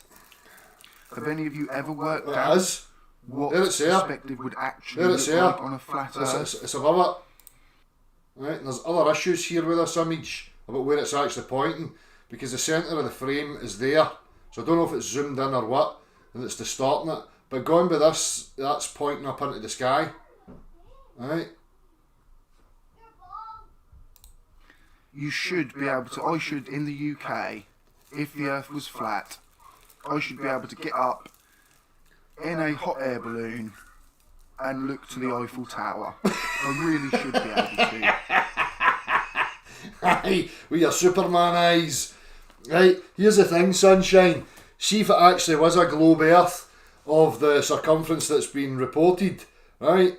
You could go up in a hot air balloon, you should be able to see hundreds of miles down the slope. Nothing would be obscured for at least 1,000 miles. You would be able to, just as I said before, imagine there's they show you this image of a sunset and the sun's like, looks as if it's half sunk into the ocean, right? Well, in their model, that horizon must remain fixed. So what you should be able to do is elevate up and look down the slope and down at the sun. Who's ever looked down at the sun? Nobody. It's not reality. And as I say, the sphere Earth, a 24,000 mile circumference, if that elevated up, I should be able to look down that slope hundreds of miles. Because remember, they just omit vision and the limitations of vision and the opaqueness that happens in the atmosphere because of the moisture in it. They think and make statements that you should be able to see hundreds and hundreds of miles. So I can just make the same right back at them. Oh, well, I'll just omit, human perception. I'll omit the atmosphere and the opaqueness in it, right? And I'll just assert, well, if it was a globe, I should be able to go up a mountain and look down the slope of the Earth and see hundreds and hundreds of miles in front of me. While I'm also looking down at the sun, out in space, 93 million miles away. What a fucking retard. It shouldn't be that difficult, but I can never do that because the Earth is not flat. No, it's not flat, it's level. Demonstrably level.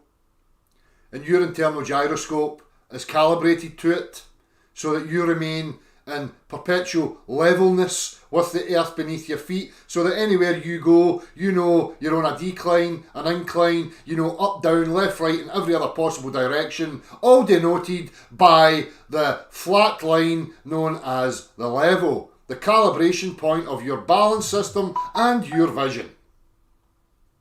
Very many observations that prove this. So while you guys get stuck on one stupid That's the other thing, they just say loads and loads and big stuffs and big words when really they've got fuck all, as we're establishing right here and now. Absolutely diddly squats. Is just ridiculous. Yes, I you are feel ridiculous. for you guys, I really do. But question yourselves, why? This is the abuse the of people like him. He's utter stupidity, and he's trying to gaslight people by making them doubt their sanity to be just as fucking stupid and retarded as he is. I say it takes a vagrant, a low-life scumball to partake in the behaviour that people like him are partaking in. It's been pointed out to him numerous times, and I'm taking the time to highlight his utter stupidity right here and now, and I bet you he doesn't take any notice of it. He will continue on with his wee agenda, spouting lies and trying to milk people for money, while at the same time confusing them and offering them up pseudoscience and sophistry. And sometimes only 3 miles away. An image doesn't prove anything. Taking pictures doesn't define the earth either, son. Next. It does move the apparent horizon. The official, actual horizon never ever moves. You cannot change a physical object. That's right. But you can change the light and the refraction in the atmosphere. Right. And that is why it changes. So you start showing us the actual horizon then on your sphere Earth. I'll await those tests as well, son. Let's see if you've got any. In it, flat earthers. You cannot explain it. On to the next. 5. What is below the flat earth. Now I know you guys are going to cry, this is not our model, this is not what we believe, we do not believe in space. So, what is beneath the flat earth? Who gives a fuck, son? What does that got to do with establishing the earth? Right, that's his number 5, so we can stop his fucking nonsense right there and now. Don't I have to suffer it for any longer. So, I don't give a fuck what's underneath us. It's irrelevant. Again, you have no tests. You have got nothing to back any of your beliefs up. You have diddly squat.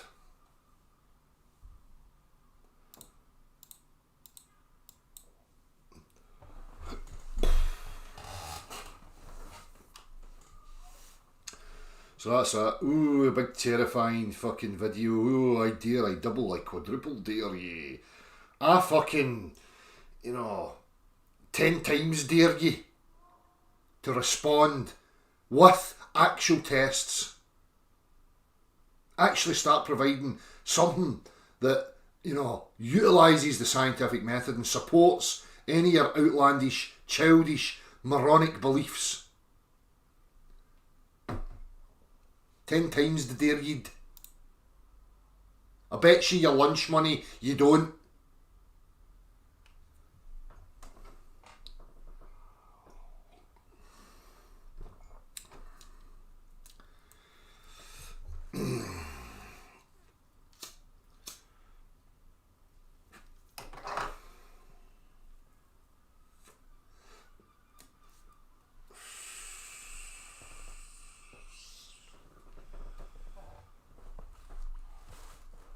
That's exactly what he is, Gleam. A wee fucking pet of fucking conspiracy cats. Imagine being that fucking dipshit's pet. What a low-life scumball that conspiracy retard is. Right? And he's got this wee lackey running about fucking licking his ankles and the dirt out from between his toes. Yes, conspiracy cats, I'll repeat the sophistry bollocks. Save some fluff between your big toe for me.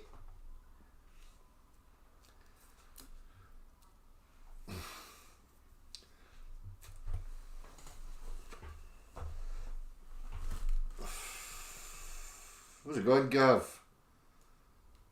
What are you doing, mate? Are you joining in?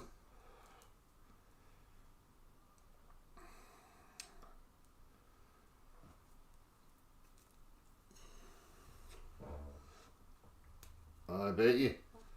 I think you should be first in the queue for vaccines.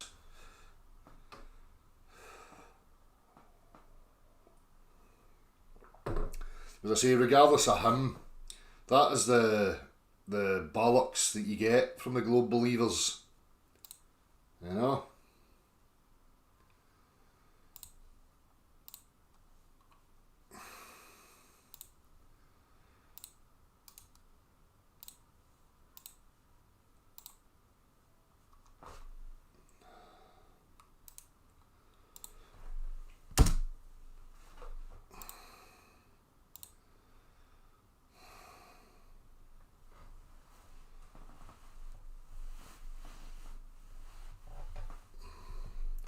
No worries on this. You don't need me to help you to discern for yourself. You've heard what I've got to offer. So you can either take it and apply it to your own testing or whatever. I'm not here to appease you or fucking be there for you or whatever. Right? Another one with an overinflated sense of entitlement that I have to somehow behave the way you want me to behave. Get fucked, son.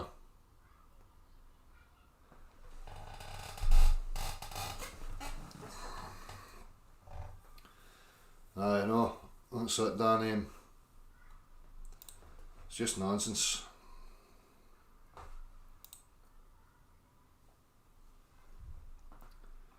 Rain? Oh, fuck, don't start. It was supposed to be, it was reported that next week was going to be 20 degrees and sun. Now it's just all changed. You know, it's the same pattern for the last 3 years now. End of April, get into May. You know, paddling pools out, shorts on, fucking suntanned, fucking yee-haw, here we go. Bang! Constant overcast. Every fucking day. Now, the weather report's showing every day overcast rain.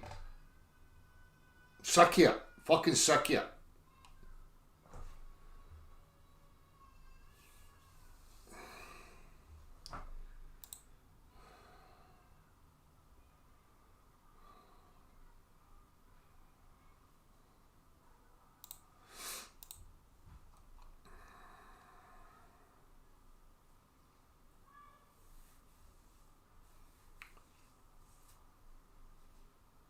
See, I don't mind some rain, you know, when it's essential, but just constant hanging grey sky. It's not even dropping any rain.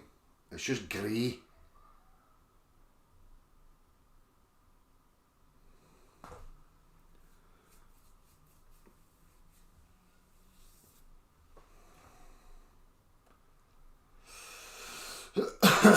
As if everybody cheer up, do this deal, do that deal. See all yous lot passing your wee judgments and think you know me.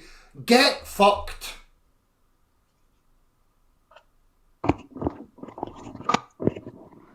Fucking tell them, oh man. How's it going, mate? How you doing? Not bad. Hold on to fix this fucking thing. There we go. How you doing? No bad, you alright? Hey, you're flipped round the other way now. Aye. How'd you do that? Aye. How the fuck did There I you do go. that? How have I You've managed got the that? email going the other way and mirrored. It's magic. How'd you do that? Magic. Can't tell you. It's because Invisible tricks. You're a magician. I'm acting all mystical because I really don't know. How's things? No bad. Alright. No bad. What's the topic today? I just saw the title, Obamagate. Aye. Political. I've been keeping wee tabs on some of the stuff that's, you know, obviously they're going to throw him under the bus and some other people involved with the FBI, the CIA, you know, apparently investigating Trump and trying to fuck with Trump before he was president. And then I caught this woman, I can't mind her name, talking about the Michael Flynn guy and how they tried to get at him because he knows where the bodies are buried, and you know, so there's loads of wee statements like that I'm picking up on and wondering what the fuck's going on, you know.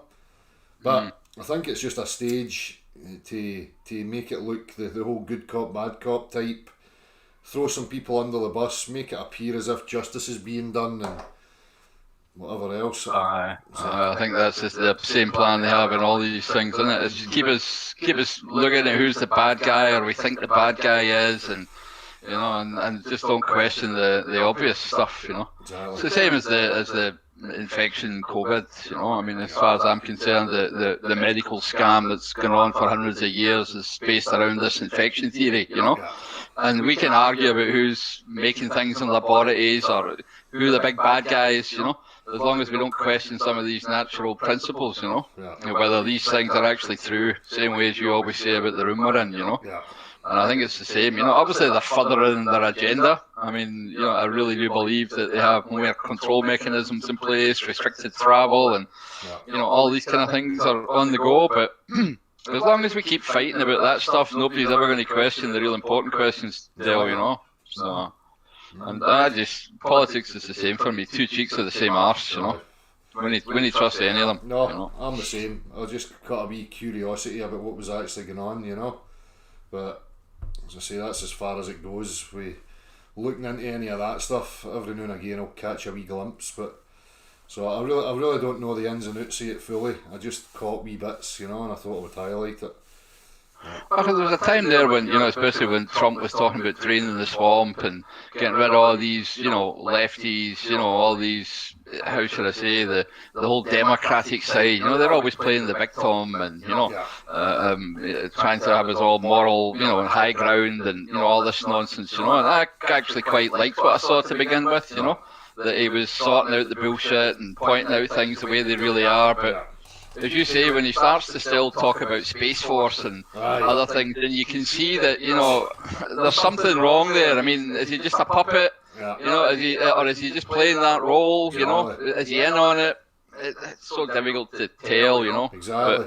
Well, that's all I needed to see, you know. Did you see that, you know, unravelling the flag of the Space Force with a fucking big Star Trek fucking emblem right in the middle of it? No, that makes perfect sense though, because I mean, when you think about the fact that we were all brought up in a diet of science fiction, I mean, it's kind of started, you know, when I was a youngster, you know, you had Doctor Who and Star Trek was just out, and it was the big thing, and all these people now, Dale, that were fed on that diet are the people that are now in positions of power, right? I mean, you can't forget that. They're the mathematicians and the scientists that all brought up in a generation of Star Wars, you know. So, you know, I mean, they're so brainwashed, it's really difficult to get to them, you know. Well, That's the sad thing, you know. They're entitled to their fantasies. Just don't try and fucking pass it off to the rest of us as some sort of real world truth, you know. That's right. I mean, you can always stand on the true facts and laws of nature and revoke any hypothesis thrown at you that doesn't jive with that. Exactly. But as I say, coming the other way with a hypothesis that contradicts nature, and starting from that premise, it's just absolute pseudoscience. You know, it always was. You know. Aye. So, there's a point that out for long enough. So. That's the point I was trying to make in the video. Here's my starting point: pictures on the telly. You know, I mean, it's the same. They're still coming back in the comment sections. You know, I need a planetoid out in space in order to show you. Well, that's pseudoscience, I'm afraid. Yeah. Absolutely. And I'm thinking, I just caught the arse end where you were showing some guy's video. Some guy online, YouTube. Some, let's call him a misguided soul. Yeah. But these things are just out there to distract us because they're not really changing anything. They're not the people we really need to convince, or I mean, we need to be in amongst the people on the ground, or talking to people in education that are still messed up in that way. We need to be talking to them and addressing specifics, Of course. But I mean, I understand, ripping the piss is always good. Well, it's not just that. It's using them as useful idiots to as I say, you never know anything new. People that are still not grasping it, maybe be confused with some of these things. So just highlighting it as the tool is just a tool for me. But I totally agree. As soon as this fucking nonsense is over with, can get back to the universities and speaking to the people where it matters. Right. And the common man and woman in the street, obviously, but I like taking it right to the fucking heart of them at their academia, so... That's what we have to do. We still have to point out to these people who are still in the process of teaching our children, or teaching the students, teaching the next generation, right, about science in general, and whether in the formal science like mathematics or in the natural science, they're the people we need to be speaking to and making them aware of their fallacious thinking, making them aware of their belief systems and all the nonsense that they're ingrained in. Yeah. Well, that's it for me. There has to be a real defining divide, between what is purely conceptual and what's demonstrable, and that's always it. So getting into these people and asking them that, let's define the lines clearly here about what we're talking about. Just as you say, it's a massive difference between purely abstract conceptual mathematics and where it applies to real physics.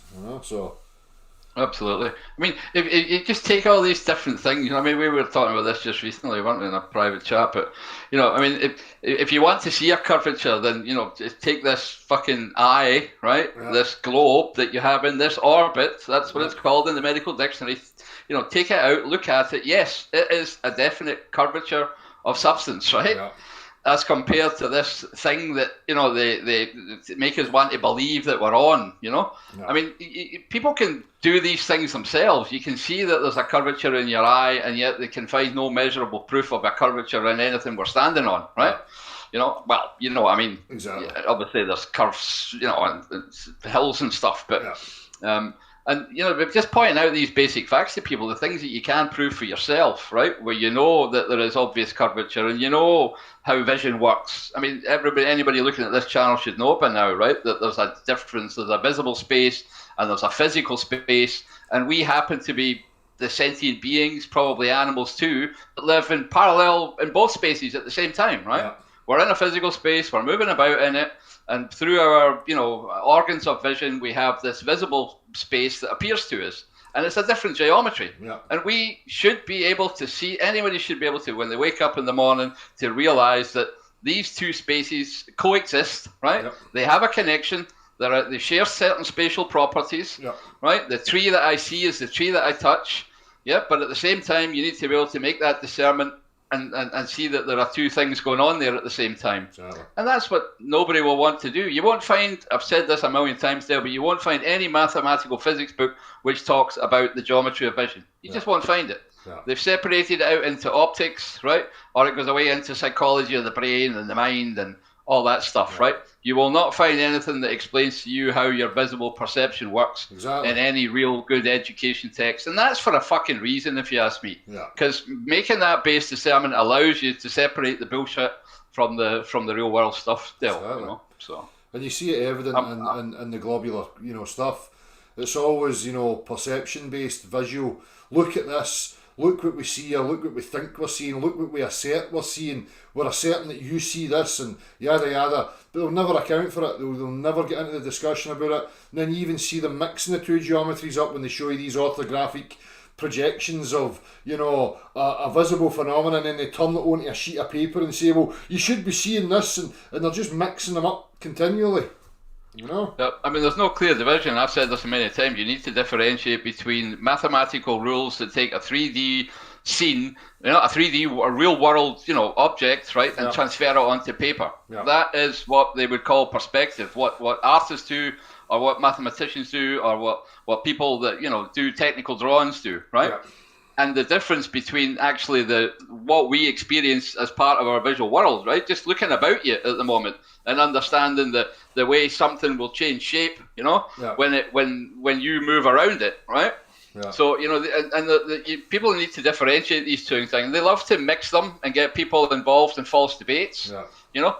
And these different rules of perspective, there's various models that they'll use to bring that about, and they'll have us debating them the same way they'll have us debating whether it's heliocentric and geocentric, or whether they'll have us debate. Do you know what I mean? And these things are all just false because they don't want you to look, you know, at really what's going on, as you always say, in the room. You know, or in this case, your physical constitution and understanding how it works. You know. Well, at the start of this, I shared a video that Harry Growler put up. It's an old one. And it's about, is it Amy or Amy? They call it Amy's window or Amy's room. Amos, aye. So he's showing you the room and he's showing you the window. And again, it's highlighting that just based on your vision, you can't tell what's going on. You need other factors to be able to account and physically touch stuff to be able, you know, it's showing you the room. Obviously, this elongated room that's distorted. If you sit at a certain angle, it presents itself as a square room. But not until you actually physically reach out, you can see there's more depth at this side, left depth, you know.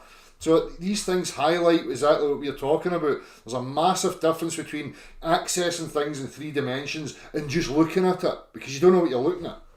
Yeah. Oh, absolutely. And these things only work at one certain position, Dale. Yeah. You know, I mean, the difference between, you know, that and us in daily life is we can actually get around and move around. Exactly. We are physical beings with a sentient eye organ, extended retina, I'll call it, that you can move about with, right? But in these Amos Room illusions, you have to be in an exact one certain position and put your one eye up to it to be able to experience that illusion. You know what I mean?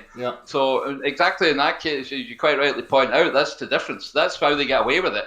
By giving us these one positions, you know, whether they say, okay, right, you need to be in space and looking down, and you can, you know what I mean? They've got to put you into a frame of reference. They've got to put your eye in a certain space or a certain position for you to be able to take the illusion in and get a belief. As soon as you're there in Amos Room and you walk around it and you see that the thing is actually constructed far away and it's diagonal, you know, then the illusion falls apart. Of course. You know? And these things highlight the absurdity of, you know, I always point at the red herring, looking up at the sky. They're 2-dimensional representations of something.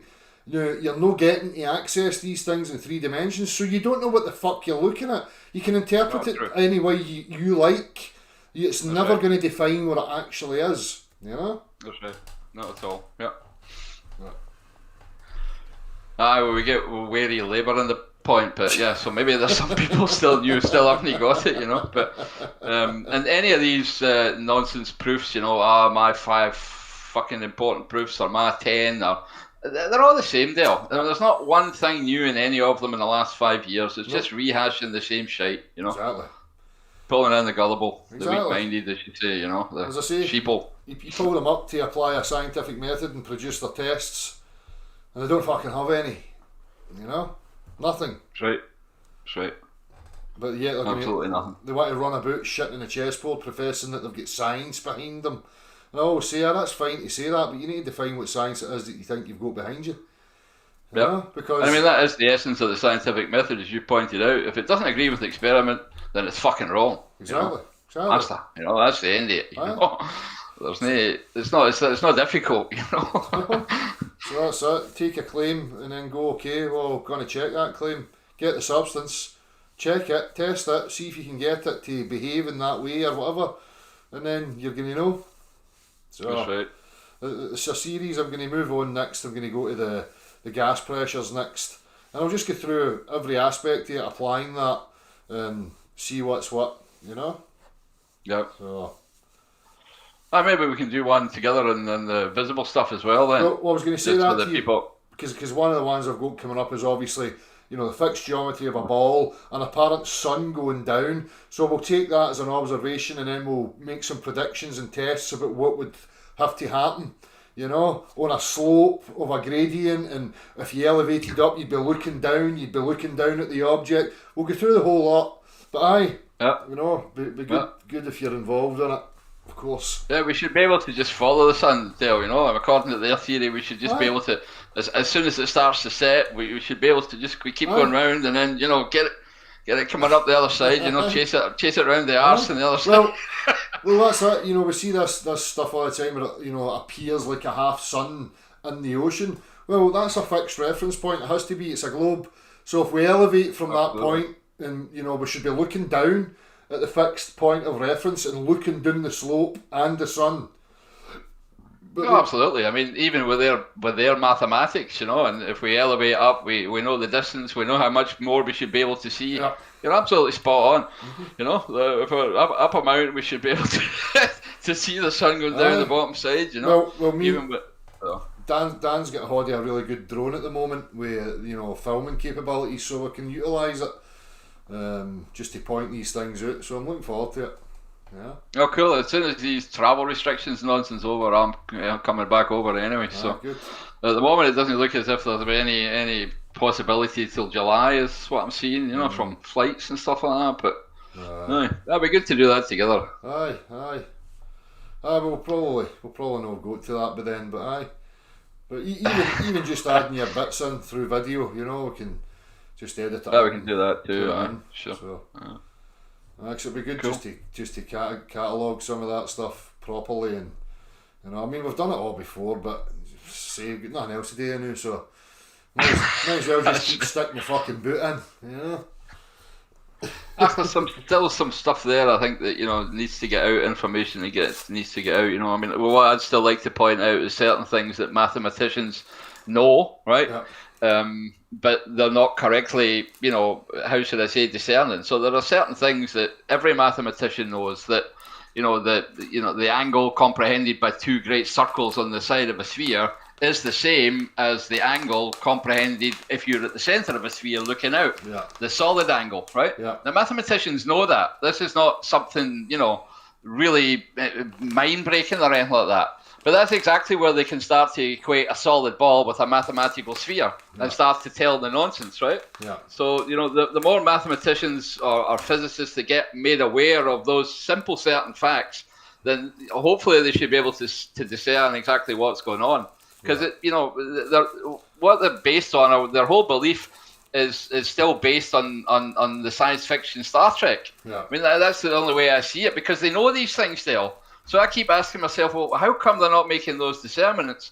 And it's just because they're still in fantasy land with, you know, the same brainwashing that we all had, you know? Yeah. And, you know, I just still want to get through to them, you know? Because they're the people, I think, that make a difference, you know? Or could make a bigger difference, right? Certainly not the YouTube wankers, right? No, but that's where it comes down to people like us, to keep that pressure on them. Because it's the pressure that's going to, you know, bring them to it, because they're not going to want to lose face. You know, I like to think that a lot of these people don't want to be wrong. So, you know, hold their toes to it, you know, and make them either admit or we're going to see their dishonesty. So. Yep. I know we looked at a video a couple of days ago, and I mailed that guy, you know, and I've mailed lots of mathematicians over the last year's tale, right? People I know, that I knew from the university when I studied it, right? Or, you know, people that I actually like online. Wildberger's a good guy. Norman, you know, where he does good videos. You know, a good mathematician, a good educator, this guy. But you don't get any replies, you know, because they're so fucking lost in their wee world, and they don't want to admit they're wrong, Dale. Yeah. Certainly not against a flat earther. What the fuck does he know? Exactly. Right? So there's a long ways to go still to break down that spell, but as you say, we need to just keep at them. Exactly. As I say, the hope is that we'll get fed up and we'll go away. Whereas no, that's not going to happen, man. No, that's not happening. No, when you have a real understanding of the significance and the importance of it, it's just too big to let slip. Might have wee breaks here and there, and quiet moments, but it's always going to keep coming back. Yeah. And it's the same. I mean, there's parallels to this whole COVID nonsense as well, except there's more of a fear porn that gets brought in, because you see a lot of, how should I say, intelligent people still saying, oh yeah, look at all these things that we did. It was good to be careful. Do you know what I mean? It was good to be sensible the way it is, and we can see that it's worked. So they're all convincing themselves that it was a good thing to shut their mouths, to go into lockdown mode. But none of them is actually questioning the basis of the science, right? And it's the same problem. We're questioning the first principles of some of the things that people believe, and still people are not doing it in medicine. And it really is, for me, there's big parallels between what's going on there. Yeah. If we don't question some of these fundamental beliefs in medicine, we'll also never be able to break that spell where people run about afraid and scared because, they think fucking horrible things are happening, and then they'll let themselves be pushed around the way we're being pushed around now, right? Lockdown. I mean, there's a guy said to me, oh, I've got my birthday tomorrow and I can't celebrate. And I'm like, what, you fucking, is your government your mummy or what? How come you're even letting yourself get away with that? But it could be, and we don't want to infect people and I don't want to infect people. So they've got people running about with those illusions. Exactly. Oh, it's sad, Dale. It really is sad. That's one of you the see grown men acting like that, That's a point I tried to make somebody earlier. The minute a government starts trying to act like mummy and daddy, like the welfare boss, fuck off. Get your focus back on the bare necessity of the infrastructure and mind your own fucking business. But they've just leached in that far that it's got to this preposterous level, as you say. People acting like seals, fucking clapping and applauding their own servitude and their own slavery. Yes, fucking Mr. Marbles in his mouth, Johnson on the telly, fucking dictating the odds like fucking super dad. Get yourself fucked, son. Fucking pisses me off. And you go, where's the fucking backbone of people? Where is it? What's happened to them? Well, that's the one where I think this fear and also appealing to this kind of moral thing, right? Like, don't infect somebody else. Mm-hmm. That's where, you've got a lot of people who would normally stand up, a little bit more reserved, because they don't want to be seen as the bad guys, But that's just a lack of conviction, Dale, to look at the first principles of what's going on and say that is bullshit, calling it out. It's part of the sophistry. By emotionalising things rather than placing it in the realms of logic, reason, rationale, discernment, testing, the scientific method again. It's just emotionalise it and play people off on that. Let's not establish the facts. Let's just emotionally fucking blackmail them and badger them into behaving the way we want them to behave. So then you get all the virtues signalling, self-righteous victims. Oh, pure me, you're going to infect me because you don't do what the government says. And that's what's happening. They just split people up with all this fucking emotional sway, and people are no operating from reason anymore. Fucking bizarre. Yep. So I mean, as I say, it's huge parallels between that and the discussion of the shape of the earth. Yeah. So. Mm-hmm. Same two manifestations of the same problem, if you like, not looking at first principles, not trusting in your own senses and your own experiences, right? The number of times I shat, pissed and whatever, spat and vomited on my mother when I was a child, and nothing ever fucking happened, just everybody's got these own experiences, and why we don't trust them anymore because it's the TV, it's the fantasy, it's the heroes and the victims we're all worried about, So. And how did we ever get here before the pharmaceutical companies and the big pharma appeared in the scene? I mean, according to they fuckers, and this is what I think they fabricated all these plagues and things that supposedly happened way back in history, and just to facilitate and justify their presence. You go, what about, you're reporting millions and billions of years of evolution. How the fuck did we ever get here without the pharmaceutical companies then? Exactly, yeah. Fucking morons. No, it's a sad state. It ties in all the same thing. People don't know how their mind works. They don't know how to decipher information. How to address these things, how to file it properly. It's all one and the same. It's just another symptom of that very same rooted problem, which lies at the individual. So. And that is still, the big hurdle that we have, that people don't understand the workings of their own mind, don't self-reflect on, how am I actually reacting to this situation? What am I actually doing with the information that's been given to me? How am I actually processing it? What ingrained beliefs have I had since childhood that are making me, react in a certain way? They don't understand all these things, Dale, right? I mean, everybody knows, I get indoctrinated by the TV, but it's deeper than that, right? It's sneakier than that. You really need to understand what's going on. How you jump to certain, you see certain signs and you jump to the things signified by them from whatever they've wanted to place in you at some point, And that ties everybody has their own as well, right? So, I mean, there's no one for everything. I mean, we can see certain things that everybody has, but everybody needs to do that work themselves. There's no way, I can't do it for them. I can point some things, but that's holding us back. That ties in again to the visual aspect again. When you look at Amy's window, Amy's room, Amy's room. Because again, they're talking about that, how the mind sees what it thinks it should see, rather than what's actually going on. And again, it's a similar situation like that. Rather than addressing the assumptions and not taking things for granted, to be able to assess and find out what's actually going on. They're just taking it on face value and, running with it and being influenced by it. I mean, that's a good point. It's the things that you're taking for granted, the assumptions that you have that will affect the visual perception that you have of the Amos room, right? And it's also the same for a mathematician or a geometer. Whatever assumptions he makes about certain things, Dale, will form the axioms of his geometries, right? So if I start with the assumption that, my great circles are my new straight lines. Sure, then I fly in great circles round a sphere. But if you just change the words, all he's saying is I'm flying in a straight line over a flat plane. Right? It's just two different, but and they'll transfer you into the sphere, spherical mathematics. Great circles are the new straight lines. So that's it. You can start to believe that we fly in great circles and, look, it works, I'll show you my flight plan. The flight plan says that it works.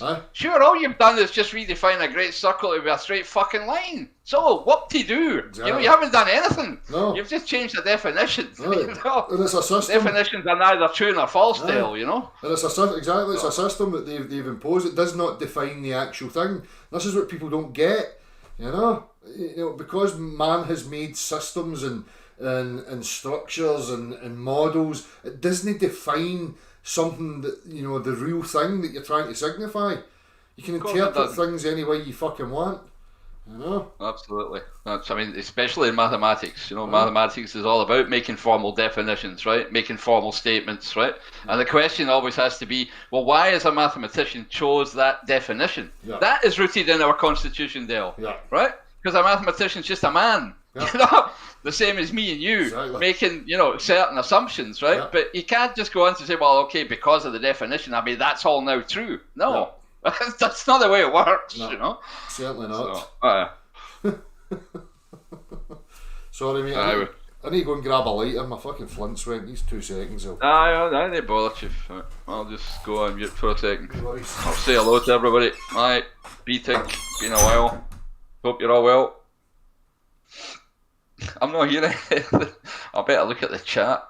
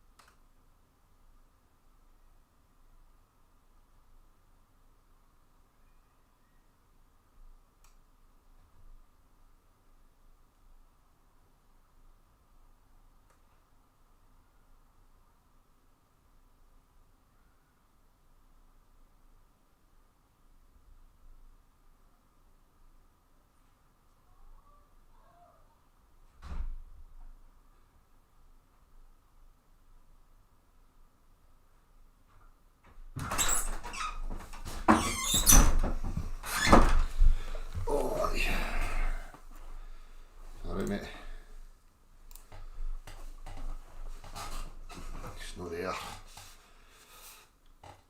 Sorry, just went for a push. Ah, no worries. I was doing Mark. the same. Doing the same. I better have a wee check, see if anybody's want to join us, though. Aye.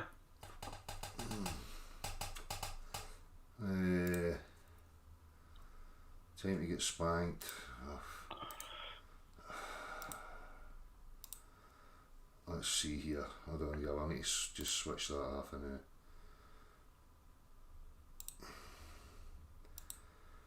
I'm just checking here, see if there's anybody else.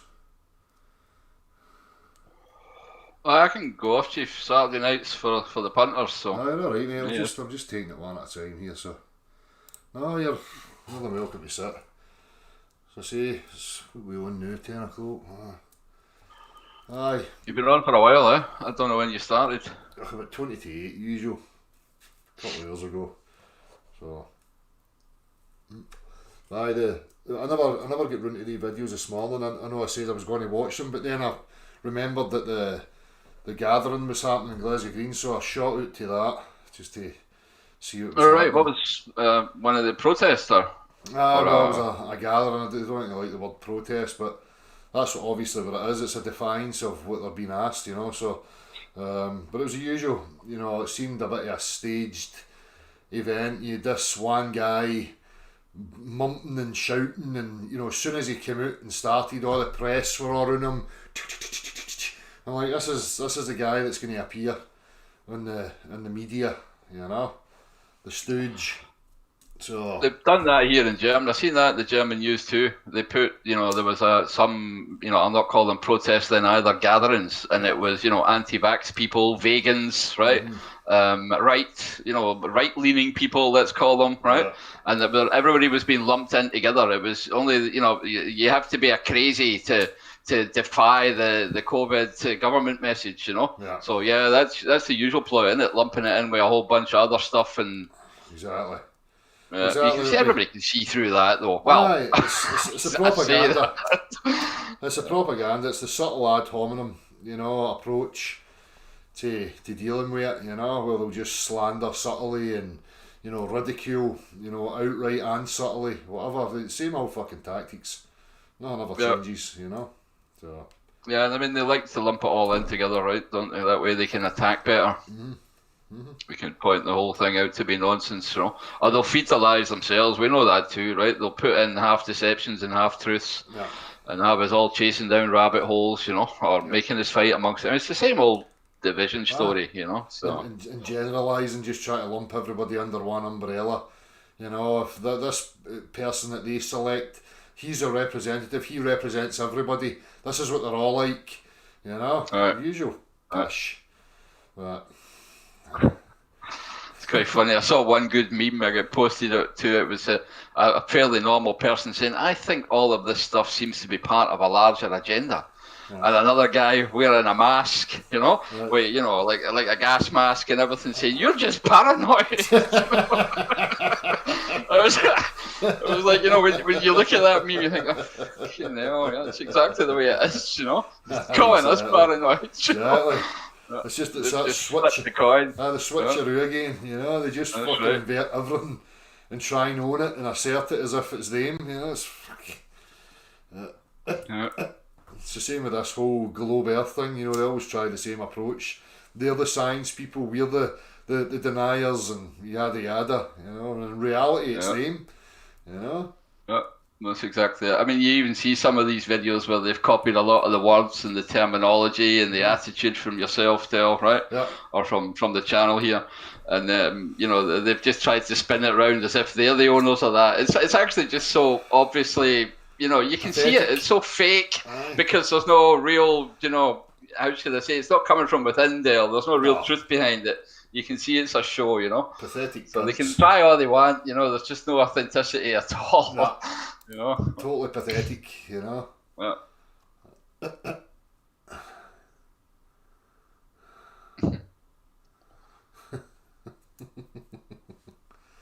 So let me see here. Hang on. What have we got here?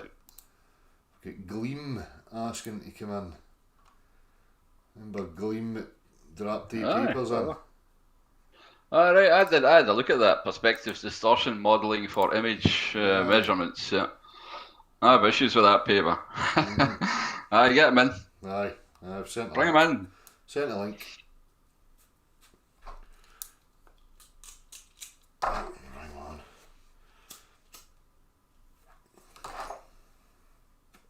Well, one thing we did talk about was this inversion situation, Dale. We really need to do a wee video on that, just to give the punters a little discussion on that. Yeah. There was back in the old days, there was this big philosophical discussion between Berkeley and Hume and Reid about this problem of inversion. We know that the back of our retina, the images are upside down, right? Mm-hmm. But the question then is, well, how come we still see everything the right way up, right? Mm-hmm. How come and then there's lots of arguments about why this could possibly be the case, right? And it's known as the inversion situation, or there's various names for it. But my issue with that was, but that's like me looking from the outside at your eye and how it would be coming in, and I'm, it's like they're making a thing out of that that's not really there, because they're taking it from the observer outside looking at how it's coming into your eye, which is irrelevant to what's actually going on in the mechanics of your personal vision. Do you know what I mean? But absolutely. I mean, it always depends on from the point of view of where you're looking, right? I mean, whether we're looking from outer space down on a ball with curvy water, the preposterance of that, or whether we're the centre of a sphere looking out, which is the way your visual perception works. Mm-hmm. So yeah, absolutely. No, but what I'm saying, I think you missed the point. Is like they're saying this. Sorry. We spoke about this. The ceiling is coming down and hitting the bottom here. So you looking at my eye, that's what you're projecting is what's happening. But that's irrelevant to how I'm actually seeing it, just because you're looking at it from an outside point of view, and then they're getting into all this, it inverts and twists in the process of the back of the retina, getting into the brain, and it converts back. I'm not on board with that shite at all, to be honest with you. But well, there's one experiment that everybody can do, and that's looking through a microscope. We talked about that, right? Mm. The way if you look through a microscope and you push a slide, then things will appear to go in the wrong direction. Up will appear to go down, and things will appear to go twice as fast, right? Yeah. And there's an explanation for that in if you understand visual perception and geometrical optics, there's an explanation for that, right? And it's it's an experiment that goes against the grain of philosophy at the moment. Mm-hmm. Berkeley won the argument. Everything's in an ideal philosophy, and the way visual perception is supposed to work is mostly based on his thinking, right? And it's wrong, right? But anyway, we'll maybe do a video on that. Maybe not make my point clear, because Gleam's here. Sorry. How you doing, Gleam? Hi, check. Salute Kings. How are you? Not bad, mate. Can you? Good. I mean, just to tell you from my perspective on that's University of Salford paper. Either way, I use that against globe earthers. Let me just give you a very brief summary where I joined in the flat Earth globe Earth debate probably about 5-6 years back, and was always miffed by all the globe Earth analysis, putting it into the orthographic view and not accounting for any perspective. Yeah. So it's exactly that. That's what led me on to research. Are there any distortions other than the standard size distance, the generic angular diameter? And immediately I came across the first paper that hopefully you read there, which was Galinsky's work, who basically done it's egocentric distance, where humans always perceive something to be closer than it is if there are no actual judgment. So put it this way, I mean, the army in the 80s had to change all of their stadiometric ranging devices on the end of their grenadiers because they were always firing too short for the target. So they had to modify that little notch to make sure that they're overstating to what their brain thinks it is there.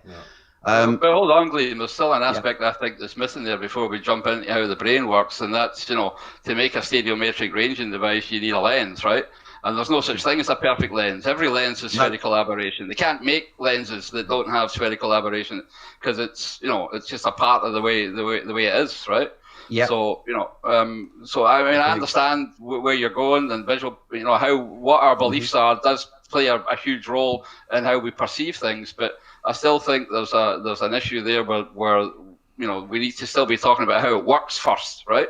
Before we imagine what our brains are doing, I mean, the only reason why I quote that, because I've been in many heated arguments with globe earthers, and they're saying, stop talking about the eye, and this is all psychology, this doesn't happen in a camera.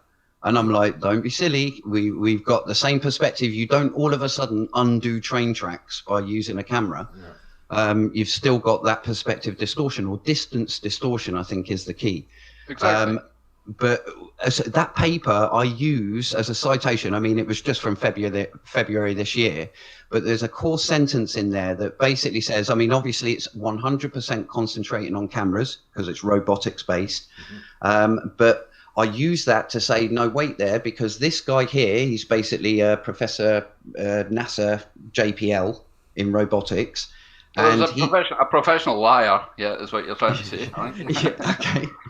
But either way, he clearly states in there that many people have tried to model perspective, and how they've only managed to get it to work is if they know their scenery, they know the size of the object, they know the dimensions, they know the pose, they know the angle of the camera. You need to know the physical world, right? Exactly, and it's the center line as well. You also need to know to get the correct angular size and angular distance, but it literally says in there, no one has managed to actually formulate a correct working model which works with perspective.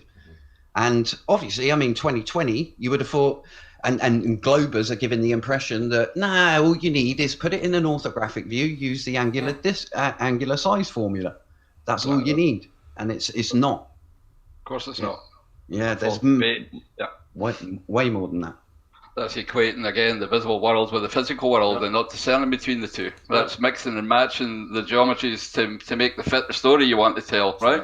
And leaving out the bits that aren't important, So, because the orthographic view is part of how you would take a mathematical rules to get something onto a plane, right? A picture plane, right? So, I mean, it's the same problem.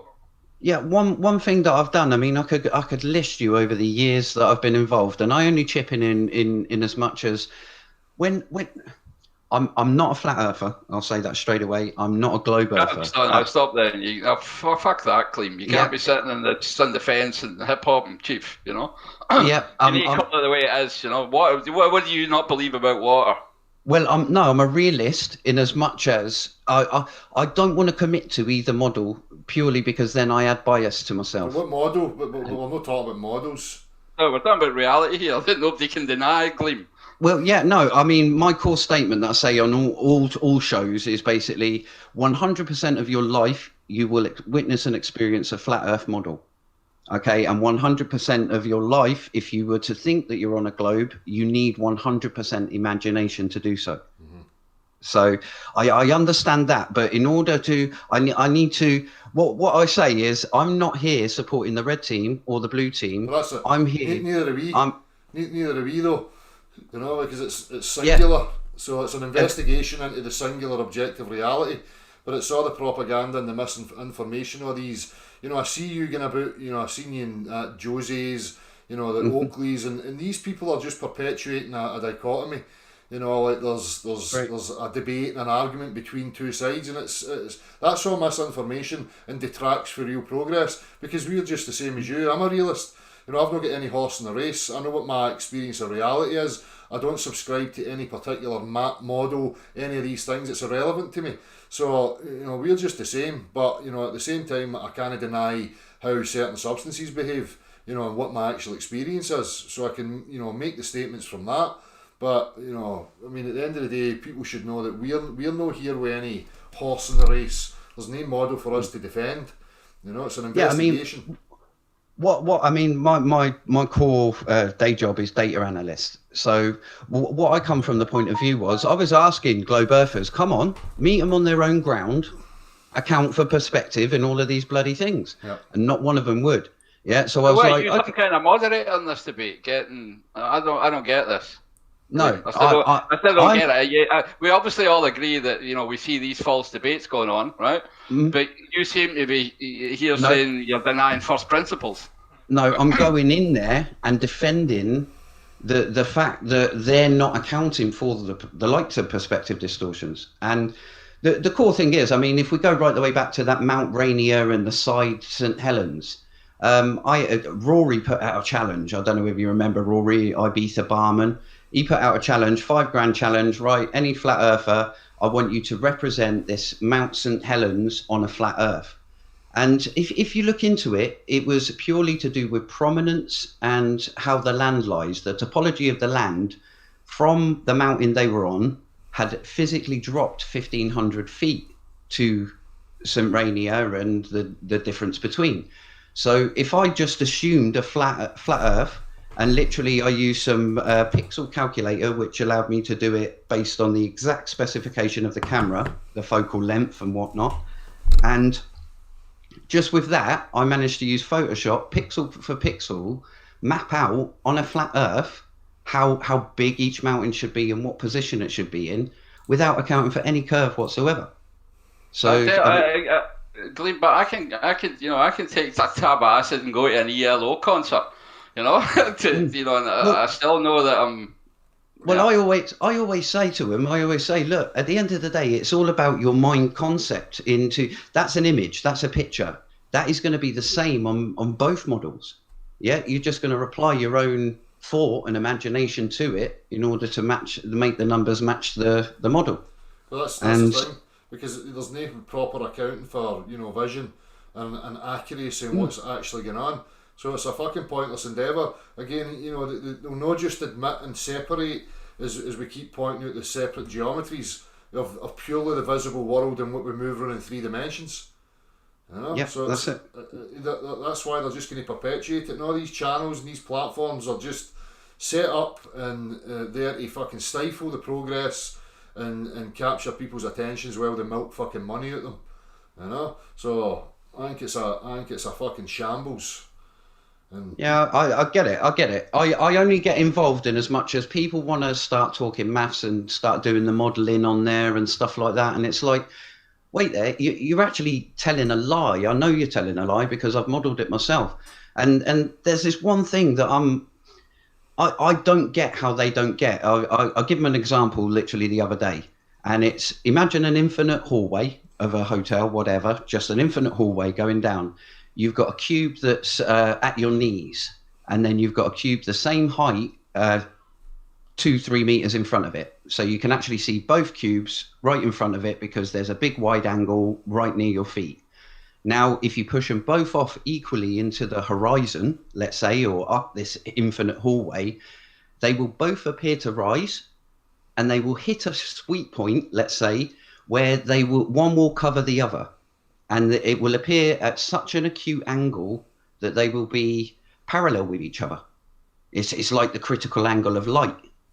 And from that point onwards, you can't resolve any of the flaw out there. Now, if I model that in Unity 3D and actually do a clipping plane, it's called a 3D clipping plane, I can push an object and keep on doing that, push an object right out, and in the actual 3D software program, it does float up into the sky. Now, if I anchor that back down to the floor, I can then hide stuff, let's say a 20-meter block with a 10-meter block in front of it. And as I'm pushing it out, it will proceed to drop as if it's going over a curve. You're doing my head in, Clem, talking about how software and, I can't follow you, my man, sorry. Well, it's more that they're using that to say it can't be perspective because we use it and so what's the it's fairly obvious to everybody that 2 visible objects can occupy the same position or place in your field of view, but 2 physical objects can't, right, in the physical world, right? Yeah. So I mean, why are we discussing all the details? Can we not get to the rub of the problem? The core. Oops. Is that me? You guys still there? No, I'm still here. All right. Something wrong with Gleams. Yeah, no, I'm cool my end, but it's that whole thing of what makes that appear, what makes that ship appear to disappear bottom up. And I mean, it's been demonstrated by the likes of Sky Freeze Channel, with little boats on a lake. But people where... people omit things like colour as well. You know, I was reading. What's that paper, Gav, that I sent you the snippet out of? Was it what do you call him? Al-Hitham. Aye. Where it's talking in that about, you know, how ships and the masts were white and they would be observed first because of the coloration. Obviously, the ability to reflect the light properly. But again, these are things that people don't talk about or discuss in regards to things disappearing and yada yada, because the majority of the time the ships are a different coloration in the bottom than they are at the top. You know? That's right. There's a different luminosity, the way a white sail would reflect light as opposed to a brown hull, right? Exactly. Obviously, angle of light. There's loads of different factors, but you know, talking about. Well, we said this before. Any object 3438 times its diameter removed from you, right? Mm-hmm. You know, a 1 inch coin 3,438 inches away is going to basically be invisible. But a candle, a lighthouse still, right, can be seen a lot further away, right? Because of the light, you know, and it depends also whether it's dark or not, you know, so there's a lot of factors in play, and as you say, they just don't get talked about properly. No. This is where it is, you know, because the majority of the globular Earth is orbit visible. That's all our proof sees, visible, and they'll never account, there's no investigation into it, they're not showing any honesty about attempting to. So for me, it's just a whole fucking waste of time, you know, because they're never going to go there. And you get people arguing concepts of vision against their concepts of vision, and nobody's getting to the nub of the problem and establishing what's actually physically going on. You know what I mean? Right, and everybody calling for exactly that rather than talking about their idea what the model would be. Exactly. Yeah. Or making money off it. Or scoring points, trying to score points off each other. It's fucking pointless. No, if everybody was shouting for that, then it would be a different story, but no. It's not what happens, unfortunately. Nope. But can I ask, Gav, as well, what problem did you have with that second paper? Just when I looked at the authors of it, there was the professional liar and a bunch of Star Wars kiddies. It's what we were laughing about earlier on, you know. All these guys were brought up in a Star Trek, you know, and they're now the professors of mathematics or, you know, physics and applied physics at NASA, you know. And it all gone into this whole automation stuff, right? Autonomous travel, autonomous robots, you know. I'm not sure if I want that dystopian future, to be honest, you know. I know what you're saying. And then what the actual stuff that they were talking about was, again, what are the rules of, you know, mathematical perspectives to put things onto a picture plane. And a picture plane can also be a picture surface, right? It can be a picture curve, right? Yeah. So, you know, it's just, that's exactly where it kicks in, that there's two different geometries that are not correctly discerned, you know.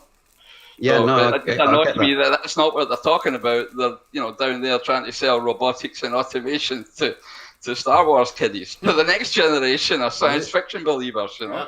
That's it. So it was more about their honesty, you know. There was nothing wrong with their maths, you know, don't get me wrong. Yeah, I think one video... They're missing the point, ignoratio elenchi, you know. Like a red herring. I think I see it on, you were saying it on a video, I think you described it perfectly. It went around about a couple of months back, but you said, imagine the sphere or half a sphere in front of you. Even though if you draw a black line all the way around that sphere, as in half the equator, if you're looking from within that sphere, it's a straight line. Yeah. It's a dead straight line. When viewed from the centre. That's exactly how the geometry works. That's where they go from a Euclidean plane to a mathematical two-sphere. Yeah, and that is the core, so to say, trick. That is the switch. We pointed out here a long time ago, my man. Yeah. And still people are talking fake debates and making money and talking shite. That's what pisses me off. Even with that, talking about the people in these papers too. That's all they're doing, right? Getting new stars for their jotters, you know? Getting new titles and fucking peer review. Fuck off. Buddy licking. Buddy lick spittle. Exactly.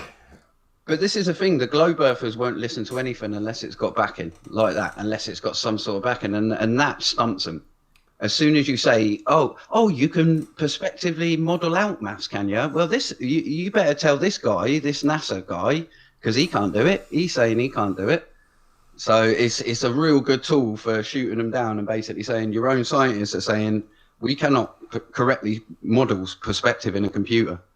The current state of science says that the universe, even from their perspective, from their mathematical perspective, they say it's probably Euclidean to within, 20 decimal places. Right. There aren't any buttons, Clem. They've got absolutely nothing, crazy. I mean, even their own mathematics is going against them at the end of the day. They can't find a curve anywhere,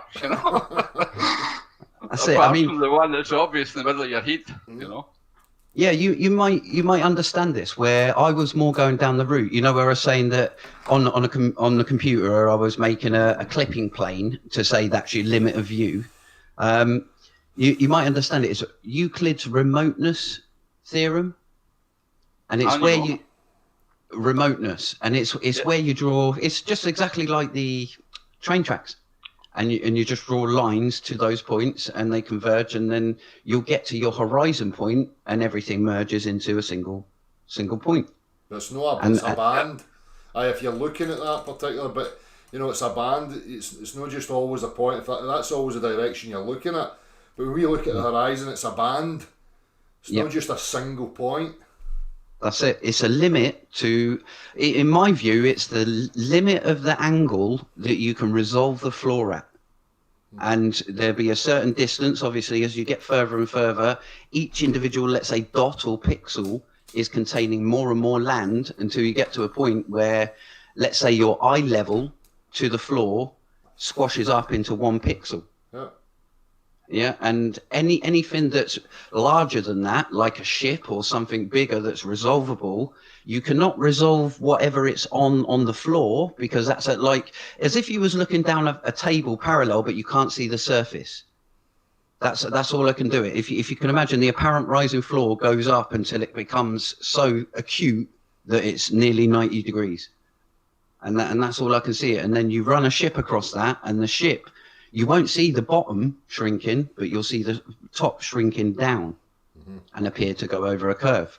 But you've got a foreground limit, let's say, where the waves are, and you can see it in all of these photos where they're showing a ship behind a curve.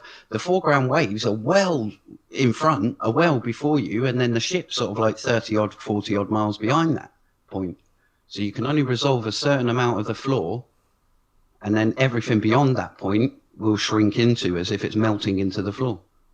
That's how I see it, either way. Yeah, well, that's how it's definitely the limitations of the human eye for that kind of stuff, or for optical instruments, which are all based on the principles of how the human eye works. None of them would fucking work if they weren't based on the true principles of knowing how the eye works, right? None of them, because you have to look through them all, right? Yeah. Apart from when they take all the data and go into space and nonsense. But anyway, to go back to your point, I would take it, my current understanding of how vision works is that all 3 geometries are at play in my visual perception. Okay. I've got, if you like, the Euclidean plane, which is my horizon, right, which is part of the fact that I'm mostly water, and my eye especially, right? Yep. Then there's the very fact that, above that horizontal line, you've got spherical geometry in play, the dome that we appear to see above us, which is, the way we see, if you like, especially stars at night, right? We can't determine the outward distance, so they all appear to be equally distant, right? Yeah. And they just have a different size, right? That's the way our visual perception works, and that's why we see as if it's a dome, and that's the whole concept of celestial navigation. So that's the top half of the Euclidean plane, the horizon, and the bottom half is more the hyperbolic space, where it's more of a logarithmic curve.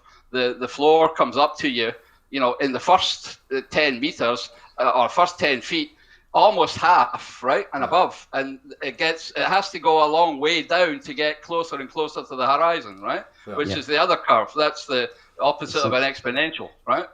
Which they call the logarithmic, which is basically what hyperbolic geometry is all about. So you've got all 3 geometries that the mathematicians love to talk about and mix up and use to their effect, whether they're talking about the universe curve or the ball curve, right? But nobody's talking about the fucking curve in your eye and the fact that all 3 geometries would appear to be exactly that within you and the way your visual perception works. So that's what the conversation, I think, has to be, right? Because if people don't understand that base difference of discernment, then you've got everybody just talking lots of debates and writing lots of papers, but never agreeing on first principles claim. So that's the issue I had with the stuff that you showed, not with you.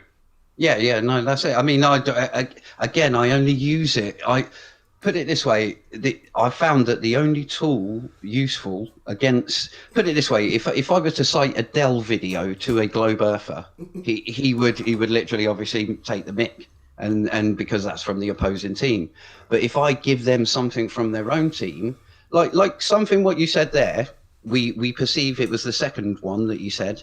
And I agree with everything that you said there, but I've never actually put them together in the same sort of like thinking of saying, yeah, they are actually happening at the same time. It's the same thing as using, Newton and his action at a distance, because they'll always want to recite him, and obviously he's made statements about the absurdity of their pulling forces, So, but that's sorry. No, you go. So I get it for that point.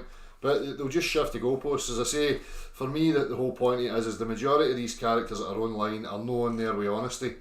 They're on there for whatever reason, to defend their beliefs, or to defend a bigger cause. I just don't see any honesty coming out of any of these main proponents that are online. So I say it's a total different experience you get, trying to deal with these people and discuss anything with them to somebody that you speak to in actual reality. That's pretty much apparent. So, I just think all that debating crew is just a whole fucking circus to stifle it and keep people's attention on nonsense. It is. It's always over, as in 10 globers versus 1 flat earther, or 10 flat earthers versus 1. And it's, I put a name on it, and it was called the flock mock paradox, because humans are just always like that anyway. You'll always get a group of people and always mocking one, picking on one, and you'll always get another group of people doing the opposite. Yeah, but that's not always the case. That's a serious generalisation. Yeah. But no, that's it. Yeah. When beliefs are threatened, then that seems to be the case. But when you're talking about people who have got real honesty and integrity and a willfulness to progress, that's just not the case, Yeah, that's it. I mean, getting back on that point of showing globe earthers their own science, of your second point there, Gav, where it was we see a dome. We actually see as if we're seeing in a dome, and they laugh at that. Globe earthers, no, we don't be stupid. But if you go on to NASA's own... But how could anybody deny the reality that we all experience the world at the centre of our own vision, at the centre of our sphere? It's not like that. You can't deny that. I mean, do they not see the night sky the same way I do? Have they got different eyes from me? Well, it's if they detach their belief that that's getting involved, then it's pure sky, it's pure globe, it's pure that. But getting to the point, there's a NASA page called the Summer Moon Illusion, and I'm sure you're aware of the moon illusion. Yeah. On the horizon. It appears bigger than what it is. Yeah. Now, a lot of people put that down to the Ponzo illusion. And sorry, on NASA's actual page, on the Summer Moon Illusion, it's called, it says, humans perceive the sky as a flattened dome. So they literally say it. So I cite that to them all the time. But the core of it is the moon illusion. NASA themselves say it cannot be the Ponzo illusion and is still unresolved because pilots see the same thing. And the Ponzo illusion only happens when you have a reference point on the ground. And pilots don't. So that's why they went into, we don't know why this is happening. Maybe it's because humans perceive the sky as a flattened dome. And then I get onto things like when they look up into the sky, it's like, okay, well, there's angular... I thought you went a flat sphere. Okay. You need to explain that one to me. It's more like we experience a domed flat sky. I've never had a flat dome. It's not more... a bit of a oxymoron there. No, what it is it's flatter on the horizon than it is at your zenith. Mm-hmm. That's what they're saying. They're saying more that you perceive that moon larger. Like a UFO. Is that what you mean? I don't know. The shape. The chubby at the equator. That's it. But are you all aware of the moon terminator illusion? Because that is the ultimate one. It's where, if you look up, you must have seen the sun and the moon in the sky. Sun and the moon. There is only those two. Sun and the moon in the sky at the same time. And you've got a shadow, a terminator on the moon that does not match the angle to the sun. Yeah. is pointing upwards or something, and the sun's over on the horizon. Yeah. So that is linked to this, and it's because you see in that dome that light, and they freely admit, and this is all in NASA's own documents, they freely admit, that is similar to crepuscular rays, sort of like thing, coming in through to your perspective. And then you say that to a glober, right, where do you account for all this misdirection of light? And they're like, that's not needed, we'll just put it in an orthographic view. Look, it's a globe. It's, Still, the danger is when they put it into the mathematical physics framework to begin with, into that language framework, into that separation of real natural science and formal language, right? That's where we need to be looking at, because whether it's your computer program afterwards, Gleam, right? Your pixel shoving is all based on a certain mathematical principle, right? Sure. And so, if we don't point to that first, then sorry. Well, no, that was the core of it. The whole reason why I even got involved, because I was just like, no one is doing this. No globe earther is doing this. So let's do this. And then everything I was doing it on was working. Like, I'd done angles to Polaris, and all I just said is, what if I take the concept that I stand at zenith, Polaris is above me. I walk 69 miles, I look back, Polaris has dipped one degree. I walk another 69 miles, look back, and it's dipped another degree. And you just keep on doing that, and it turns out... That's the definition of a nautical mile, aye. Viewed from the centre of a sphere. It's quite simple. And that's how they did it. And then when you look back at how they done the datum points, that's exactly how they did it. And it's all measured from that horizon line, that apparent horizon. And it's how many degrees off that horizon Polaris is. Yeah. So it's done on optics. It's done on that optical thing called the horizon. Yeah. Yeah. So and you do the maths, and it works identical to the globe figures. Of course it does. Yeah, and the graph plots out like a quarter of a sphere. It's exactly the same. Because just definitions are neither true nor false. They're just definitions. They're just mathematical definitions of a language, right? And then mathematics cuts into physics. The two things get mixed up, and then they can tell any story they want. Mm-hmm. Well, and the whole image world is built on that, right? The whole world of imaging, whether movies, fucking picture planes, mathematical perspective, But nobody's talking about that mathematics snuck its way in there and is, taking over our understanding of the physical world of substances. It's nonsense, right? Mathematical physics is so responsible for all that crap. Definitely. It's exactly that. It's a language put towards it. And I always say that if we were stranded on an island and we just forgot everything about everything, we get settled. You have half the island, I have half the island. We sit there one night and we go, right, what are we living on? Is this a sphere or is it a flat Earth? And we could go, right. An issue with that, Clem. Come on, so even after this conversation, are you still this is my point of view. This is my whole point of view, is that we could go away for a year, 2 years, however long it takes, and then come back, and we could have all our mathematical calculations done based on the reality we're both observing. And based on my imagination going, it's a flat Earth, or based on your imagination going, it's a flat Earth, and me going, right, I've mapped out the globe, how it would be on a globe, we can both arrive at the same mathematical conclusion. But there's one, because math doesn't prove anything. Exactly, I was going to say that. It's a definition of a language. Exactly, that's what I'm saying. In that thought experiment, there's one thing, we're surrounded by water. I would just point at the water, pick it up and go like that. Exactly. It's not flowing away anywhere, so therefore we're not on a fucking globe. Shut up. What's that therefore level? No, shut the fuck up. No, that's it. But I always say that I don't care, globe earthers, if you've got a model that's working. And I've got loads of things that it doesn't work on. I mean, 95% of it's supernatural, dark stuff. But at the end of it, if you've made a model, that doesn't mean anything about the other model. That doesn't say anything about the other model, because we know in the particle wave duality thing, you can have two things that come to the same mathematical... Wave particle duality thing. Again, that's just gibberish for exactly that differentiation between the visible and the physical world. If I look at it, it's there. You know what I mean? You can look at me through the screen and you won't be able to tell how many fingers somebody's standing up if he's holding up if he's standing next to you. Only if they're your fingers will you know that, right? Well, that's entanglement, isn't it? Quantum entanglement. If you give it All that that rich word. gibberish, all that mathematical gibberish is based on that differentiation of the visible and the physical worlds. It's a huge scam based exactly there, Clem.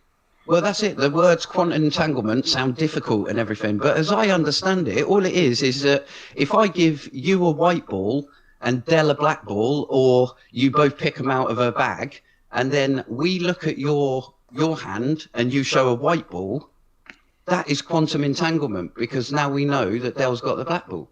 That's all it is that we know all the possible outcomes in the system, and then as soon as we view one, the information from the other is brought to you immediately, and that is the basis. But because you looked at it, you affected it, you changed it. If you didn't look at it, it's not really there. As I was laughing with you, I was laughing with Gav the other night. I says, I don't know why MD died in the First World War. All they had to do was run backwards. If we don't see the bullets coming, we don't get shot. Don't know why MD's ever been shot in the back of the head. Because apparently, if you don't see it, it's not there. He'd never seen it coming. He must be still alive. It is some of it is mad. It's just. But even all the words, let's pick apart the words quantization. I mean, again, we're just talking about a formal definition of how to measure the quantity of things. That's it. It's small. It's just talking. It's the same discussion they had in the 1700s, right? The same, what is the quantity of motion? That was what Newton was looking at. They were trying to quantify motion and time, and bringing up ideas of speed and definitions of forces. All these things are. I don't know. I just see it so clearly, guys. It's just one big nonsense with that maths. Do you know the story of Ernst Mach? Because I actually call myself a Mach Earther. If someone says, right, what do you want? You're either a flat or you're a globe, and I just go, nah, I'm a Mach Earther. Where did that? Do you know? That came out. I was reading something about that. Was it in that paper? No. It's a personal thing that I just chose because I like his story. Ernst Mach basically is the man behind relativity itself. That's right. And he was the guy that done the stars, where he said, if you look up and you will hold your arms out and you spin around, is it you spinning around physically using your force, or is the whole universe spinning around you? And that was the whole thing, is that both are happening simultaneously, aren't they? Because it's just a reference frame thing. But then Einstein took that, and he took other things as well, but he took that and then added his magic to it, let's say. But Ernst Mach had a massive argument with Einstein and Planck back in the early original days. Whether who had the best definition of quantity? Right. No, you're right. No, it is this. It is because Mach didn't believe in the subatomic particles or particles at all. And not forgetting, I always say Ernst Mach is the medium king, because he experimented with the sound barrier, even down to photographing and optics. He worked heavily in that. But he was a heavy medium king, a heavy ether sort of like type guy. But he was dead against subatomic physics. He said, nah, we can't be discussing things that we can't bloody see. Of course. You're dreaming. Of course. Yeah, you're dreaming about shit. Yeah. However, it then become kind of too overwhelming evidence for him to actually say it. So he flitted for years, and he was going, nah, they're shit, or yeah, okay, I've got to believe it, and I'll carry on teaching, and I will actually start teaching this. But then on his deathbed, he said, nah, bollocks, they don't exist. It's all fields. Yeah, like that. And then later on, you find with quantum electrodynamics, they switched to quantum field theory, which even though you've got particles, they're actually based as a field. So it's a cloud, an electron cloud. What's a field? Even a field is another mathematical definition, right? Exactly. Yeah, you need to explain these definitions and have a complete understanding before you can have a conversation with somebody. At what point are we moving from the tangible into the realms of mental gymnastics? What's a field? That's it. I mean, it's a medium. That's how I see it. It's the medium of energy. That is how I see, so to say, particles. Well, that medium's in lattice structures then. It's in horizontal and vertical lattice structures. I'll just add to it. Does it mean anything? It's fucking bonkers. Yeah, I mean, there's an underlying medium that they have experimental evidence for, which they call it's the Casimir force, or they call it ZPE, which is basically ether. It's the luminiferous ether. It's literally evidence for the luminiferous ether, where what they do is write down on a small scale. You get two non-conductive plates, you put it in a vacuum, and they appear to either push towards each other or push away. And they can only conclude that it's the medium that's doing this fluid type pushing, pulling. So it's either relieving pressure or increasing pressure. Yeah, it's like that. It's exactly that. And it cannot be, obviously, the electrons or the power of the electrons within the actual non-conductive little plate. So they've tested it. They found it's there, and it's they call it the quantum foam, or virtual particles popping in and out of existence in the background medium. Brilliant. That's their Doctor Who wand magic Harry Potter stuff. Brilliant. Kabbalah stuff. The majority it's fucking Harry Potter nonsense. Yeah. But that's the only way that they could go, because it was like, right, we can't literally say, shit, we were wrong with the ether, or Einstein was wrong with the ether, because that would completely go, he wasn't actually that smart. So it's instead of jeopardize science, it's like, let's make up something else. See, the people just need to get to the root of things, and where, you know, the tangible, the actual tests of physicality are ending, and where people are extrapolating into the realms of, you know, fantasy to try and explain what it is they think's going on. You know, it's the same as magnetism. You know, you can have this physical effect that you can play with, and then you start coming up with descriptors and all sorts of fucking gibberish to try and explain what you think's going on. That's the thing for me. I think there has to be a defining line between where we end the physical, you know, and then we're into the realms of whatever. It's the same with the human body. When I talked about the push aspect, you can trace everything so far to a certain point, and then it just becomes woo-woo. There's definite mechanical functions of the muscles, and then it turns into this electrical impulse going to the fucking brain, and all this metaphysical jargon. You know, same with the vision. Oh, it's an upside down and it inverts and it goes through the pathways to the brain and it does this. How the fuck did you establish that? Put a wire on it and tracked it. Aye. Did you tie a wee rope to it? Funny you should say that, Dale. Just on a slight side note between push and pull, I found a wonderful way to convey that message on the golf course. The golf course is opening around a golf, and a lot of people either pull their trolley behind them, or some people have got three wheels and they push them. That's shocking. So I was just explaining to this golfer the difference between, you know, or what's the descriptor or pull, right? But I'm still pushing it because of the way I'm holding it, you know. And I could show him, you know. I didn't mention anything else. It was just giving him that piece of information was gold. That boy that was on a couple of weeks ago and he was rattling on about, you know, forces, and I was trying to say to him, he's sending me this paper, and again in the first paragraph, a force can be described as a push or a pull. I'm like, what bit of this is this boy fucking missing? You know, but that's the trickery in it. They give you the illusion that there's two separate things happening. You know? That's right. Have you heard of Bill Gates? Yep. He literally subscribes to that exact thing. He says science can explain push, cannot explain pull. They ain't got no mechanics to explain that pull. It's not even explain it. They've not got any demonstrations yet. And that's exactly what I have issue with Mr. Big Gillieri. So if ever hears this, he talks about physics being a way of explaining things, you know. But I would say that's not enough. No. Bill. I think you have to practically demonstrate it. Demonstrate, yeah. There has to be demonstration, or you end up at the many worlds theory. Of course. Have you heard of that one? The what? Yeah, sure. Many worlds.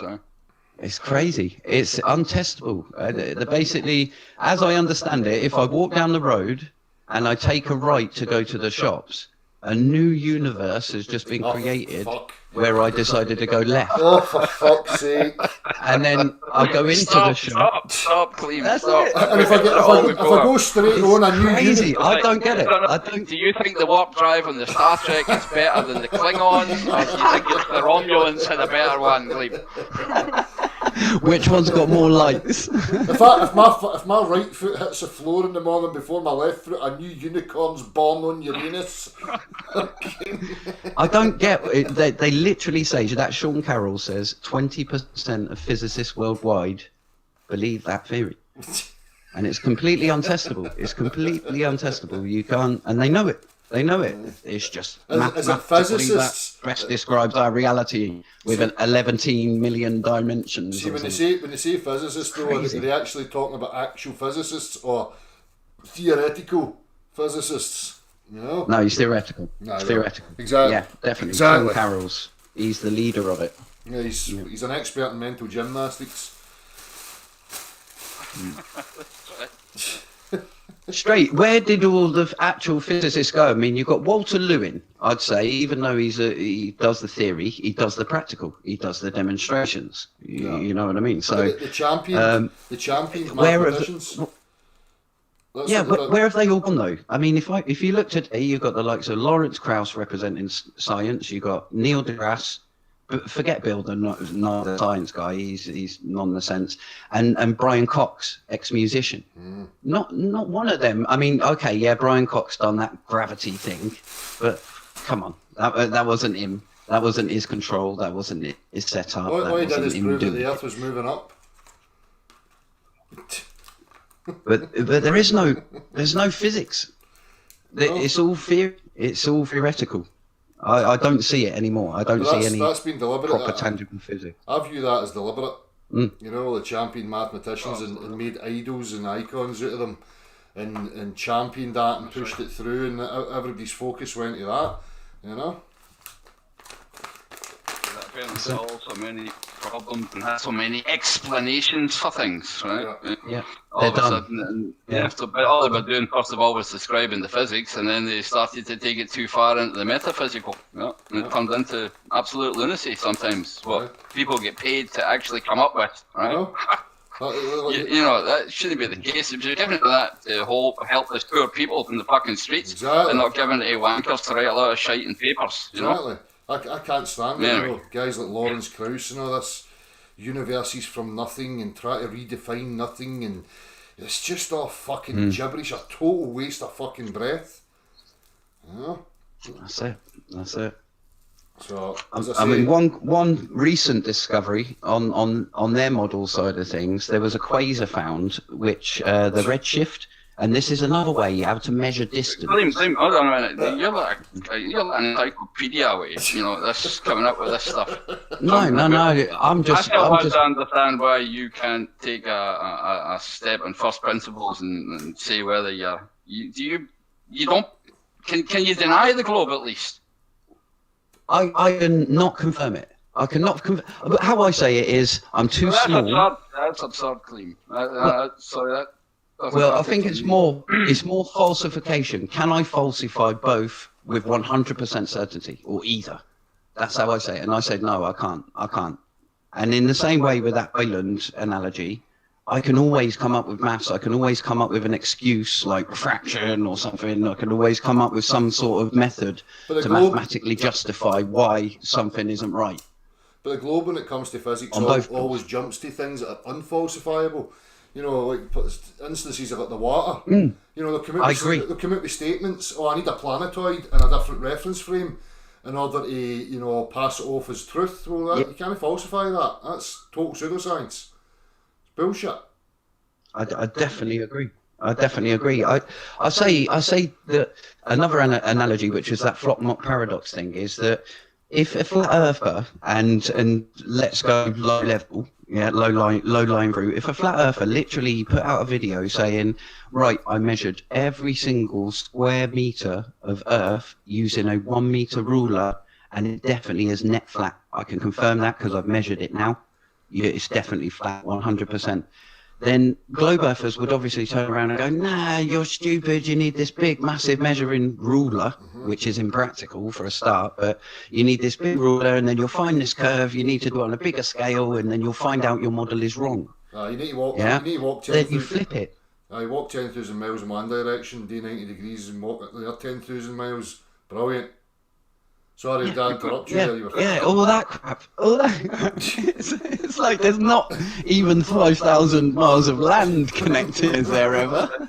Give me a ball that's 3,438 nautical miles in radius so that I can prove my mathematical sphere. I can't say fuck. But then the bite back of that, the actual opposite to that is that a globe earther will say, I know that it's a globe because gravity is real. I can drop something. We can do all these experiments. We can prove it's real. We know that it's going to do this to a planet. We know it's going to bend water and all this. But then a flat earther can easily turn around and say, no, sorry, when you test gravity on a long distance, for example, galaxies, the galaxy rotation curve problem that they've got with this dark stuff, fails, it falls apart. Yeah, so when you test it at long distance, your model doesn't work. A simple question to ask anybody that rattles on about these things for me is just, as I say, this is why it bothers me, it's so simple. What the fuck is the way in objects fall got to do with establishing the Earth's shape? How does objects falling define the Earth? That's it. Well, this is what I'm saying. It doesn't need to get all that convoluted fucking speak. Just ask the simple question. Yeah. You're already granting them a platform on which they stand and promote the fucking nonsense. Don't! Exactly. But it's under the guise of them going, we've got a model, our model works. And then when you look into it, gravity's even been removed from the standard particle model because it doesn't. But the model of the warp drive on the Starship Enterprise works on paper too. Exactly. And that's it. And that's how I say it. You can model anything. You can model it to work anything. You can fudge it. You can fudge it and make it work. And I always use that as well. I'll be back in a minute. I say the flat Earth doesn't need that 95% fudging that they need of gravity to make their galaxies work. That's what I continually point at. Every single aspect of the globe is based in language. That's it. There's no practical references for anything that it offers absolutely nothing, because it's all contrary and an inversion of what reality actually is, you know? So I think Gav's away to check to see if the cat's dead. He's got to open the cupboard up and find out for sure. You know, because apparently it's in 3 different possible states right now. But that's it. I mean, I understand the concepts when you look into it. I mean, first off, I was thinking quantum entanglement. Wow, this is amazing. What the hell is this? And then when you actually just understand, it's knowing all about the system and then just guessing which one it is, figuring it out, and then finding what are the only other possibilities. And it's just like, that's logic. That's standard anyway. It's because it should be as basic. It's because they seem to not have the ability to say, look, there's only so far we can go. We are within the effects of the construct, and you know, it's an impossibility for us to ever get beyond a certain point, because you would then have to be removed from the experience and the effects of what we call life in order to get to that further reach. Do you know what I mean? So I see a lot of that as deliberate and stifling, because it's putting the focus into that rather than the continual, you know, playing and progress of proper scientific discovery through experience, and keep exploring and see how far we can go and what the outer reaches are. They've got us inverted trying to zoom in and imagine what's given rise to it all, when that's an impossibility. We're never going to get there, as far as I'm concerned. Yeah. I mean It's like if you remember, Sorry, when you go. Yeah, no, I remember us talking about the nodes. You remember the nodes? We were talking of stars as nodes. Mm-hmm. Yeah. Yeah. Well, it was similar to that. That quasar thing that I was just on about is they're finding out now with their redshift that quasar burns and it's to do with all big numbers. It burns 40 trillion degrees, which is impossible, basically. So it means that it's disagreeing completely with reality. But it's a big number. That's all you need for the gullibles. Say something big that they can't comprehend, and that's enough. Bamboozle them. But that's it. All these quasar things we use as their standard candles to map out all the measurements and distances. But if you draw that right the way back in, closer to Earth, then it would match a sensible temperature. And that's the thing. It could be that the whole universe is in, and all these problems with their model is because all the stars are up on this one level, which is the dome. I mean, The dome. Obviously, they're not going to consider that, or whatever it is up there, the interconnecting net, the web, the interweb, the outer web. Aye, but as I say, I think a lot of it's deliberate, you know, because it just stifles proper exploration and progress of substance, you know, where they place relevance in fantasy realms and, you know, imagining what it's like doing it at a wee tiny level and extrapolating it out to a, you know, macro level and playing with both ends of an imaginary spectrum. Well, we don't place any focus of the actual experience and just see what we discover from there, you know. But That's it. It reminds me of that Tesla quote that they wander off in mathematical equation after equation and get so far from reality that you're then just in pretend land. That's, you know, people hear these things and it kind of makes sense, but that's what I always say. How you discover that is by always placing the most relevance on the practicality. When are we leaving a practical reference, a test of physicality, and then wandering off into, you know, language? That people should be able to see it. If you keep anything you're interested in, you're looking at, always look for the physical test that you can recreate. You know, it must be falsifiable. That means you can recreate it to see what you find. And if you find that there is no physical test to be done, then you're just dealing in the realms of language, and it's fucking pointless. You just get people making stories up. No. That is exactly my philosophy as well. That is exactly that. If you with the ether stuff, that is obviously if you can't show it, then it doesn't exist. Yeah. And they can show it in these experiments, the Casimir effect, the positron. They can photograph the positron.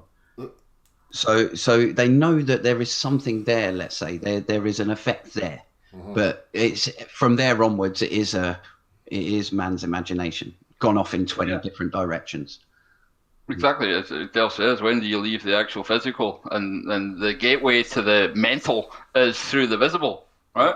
Yes. That's when that's where they start to play in these things, and all of a sudden, your imagination and off you go. So, it's very clear this physical, the sensible world and the mental world, there's a separation there, and people, we just don't have these proper distinctions still. I think it's exactly the thing.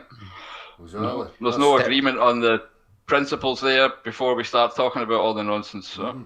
Yep, that's it. They'll merge the two. They'll use one as proof as the other. So a tangible as proof as an intangible.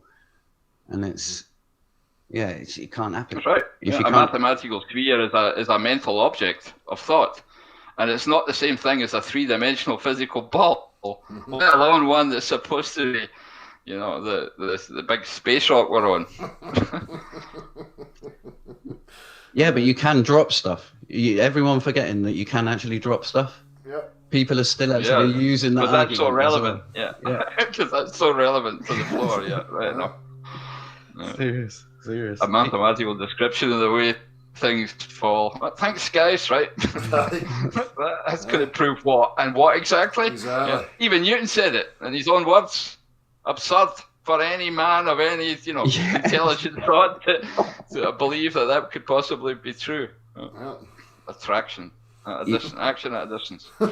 You know what gets me is the conservation of energy gets broken in my world, because I do think that there's some electric going on, or electromagnetic going on, because you use electrostatics to tell your brain, let's say, to go and walk up, pick that brick up. You grab that brick, you use a force to overcome its own mass. You lift that brick up. You supporting that brick in a medium that cannot support it is using all your your muscles contracting and everything. And then when you release that, where does all that electric go?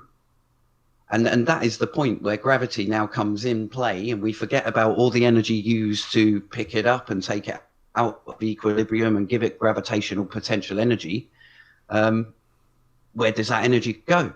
There's no conservation of energy. It turns into this magical Disney Fantasia brush force and pushes it down, pulls it down. However, whichever one you want to invoke, Einstein finds itself attracted to big balls. Or it remains static and we move towards it. You're not allowed to say that. I always say, right now, debunk my love gravity. It's love that does this, and you've got physical proof of that if you've been in love, because you know you're attracted to something if you've been in love. So I win. I've got physical proof of my gravity.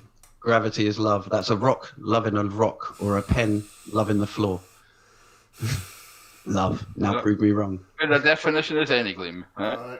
Still doesn't tell me the shape of the fucker. Exactly. It's heart shaped. Come on, it's heart earth. We've heard that before. That's no new. Pete Shea, I think. Oh, Pete Shea. Have you heard Pete Shea? Oh, that was before him. He cracks it about it. Was before him. People were putting all different maps. I think they were just googling maps and finding every other shape they could possibly get. And going, it's this shape, it's that shape, yeah, this is the way it is. Aye, exactly. Exactly. So, well, listen, guys, you've been great. I'm going. Guys, I'm gonna shoot off as well. Same way. Nice one. Double salute. Go and check. Thank you, man. Everybody go and look and see if the cat died. Good one. Catch up with you soon. Yeah. Take care. Take it easy. One. Gav, cheers, man. Yeah. Paul the Rat was better. Paul the Rat was better. He solved it. Cheers, big man. Catch you up soon. Take it easy. See you, everybody.